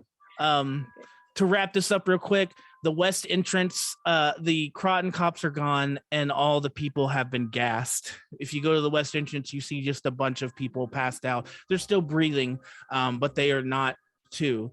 Most of them are tied up with zip ties in the back, and the Croton police are nowhere to be found. In the days passing, there's all sorts of rumors about what happened. No mentions of lyings, no mentions of shapeshifters, just of robberies and things like that, and some kind of organized crime. But you know the truth. The criminals get blamed for the death of Una. It's in all the papers. You guys are all affected. You all got to go to the funeral, but you can't tell the truth. No one would ever believe you. Your mom is changed from this day too. They were just stories to her as well, and now she knows it's true, and that's completely changed everything for her. And out there, if you're there and you're watching, I hope you enjoyed this story. Bittersweet, but congratulations to Patch for coming through, but just a little too late to save Una, unfortunately. Oh. And that's going to weigh heavy on you until next time we come back to the story, if we ever do. And I hope we do with these same people to continue what happens in Croton and in Lawton, and if they can ever avenge the death of Una. Thank you for watching Mauling at the Mall. Thank you for supporting such an amazing cause this whole weekend. There's been so many things by Jess the Human. Jess is amazing and is a beacon in this freaking community, and you should all emulate them. Shout out to the cast, Riley, Phil, Sapphire, Danica, Lena, all amazing. Just made this so much fun. I hope y'all had a good time. We're gonna go the same thing we did before, the same order. We'll start with Una, who's unfortunately passed, but you can tell us where to find you, what's going on. We'll go through real quick, and then I'll do one last spiel, and we'll let y'all go. And once again, thank y'all for donating. You're awesome. Let's go. Yeah, thank you so much for letting me be a part of this. My name's Ling. I'm at @needmore_dice on Twitter. Awesome. Riley? Riley Gritch on Twitter and Twitch. That's Riley GRYC. Hashtag justice for Una. Yes. Phil, give it to us. Yeah, I'm Phil. I'm Tulok the Barbarian on YouTube and Twitch. That's an extra R, portmanteau of barbarian and librarian. I'm Tulok the on Twitter, and thank you so much for letting me be a part of this. It was very Absolutely. It was a great time. Tornado was awesome. Too bad MJ had to show them up and knock that window out. Sapphire. They loosened it. Right. It was a team effort. Sapphire, tell us. Hey, Patch, the hero of the game, the bittersweet hero. Tell us where to find you, Sapphire. Yep. You can find me on Twitch and pretty much anywhere at Sapphire Eglamour. That's SAFIREEGLAMOUR. And yeah, come hang out with me sometime. Absolutely. Danica, where can we find you? You can find me on Twitter at @sweet_Danica, and you can find me over on Twitch at Little Danica. Definitely come hang out. Thank you so much for letting me play with you guys today. It was an absolute honor to play this game with you and raise money for this cause. Absolutely. I can't thank y'all enough. Really, this cause is amazing. It means a lot to me. I'm personally from Texas, and although I love the land here, I hate the government here, and it sucks. It's absolutely horrible what's going on. And Jess is so amazing that they are doing that just out of the kind of like. There's no money being made here by any of it. This is all just straight for charity. All these cast members you see are donating their time strictly to raise money for this cause, and that is amazing. And you out there, if you didn't have the money to donate, who cares? You spent your time here and hung out with us and supported a great cause, and we freaking love you for that.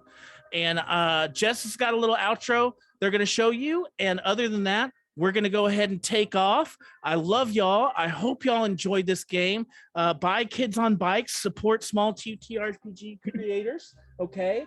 They're amazing. It's an amazing system, and buy all the systems. Support everybody, because this community is awesome. And if you really engage and be a part of it, yes, there's gatekeeping, but you can avoid those assholes, okay? You can find the greatness in this community. It's there. I promise you. I found it. It's around me. Look at all these people and look at Jess. That's all I got to say. I love you. Amazing cause. How much did we raise? One more quick. How much did we raise? How much did we get to?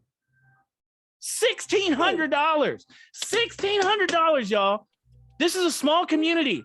We raised 16. Be proud of yourselves. That's freaking phenomenal. That's going to help so many people. Hooray. Amazing. I love y'all. That's it for us. Jess has got an outro. I love y'all. This has been Rolling for Reproductive Rights, supporting National Abortion Federation. I'm Chuck Stamos. You can find me at Chuck Stamos on Twitter. And other than that, the Free Forge, I'm there. That's where I do all my DMing, and I love y'all. And yeah, we'll see you later. Bye. Thank you. Thank you.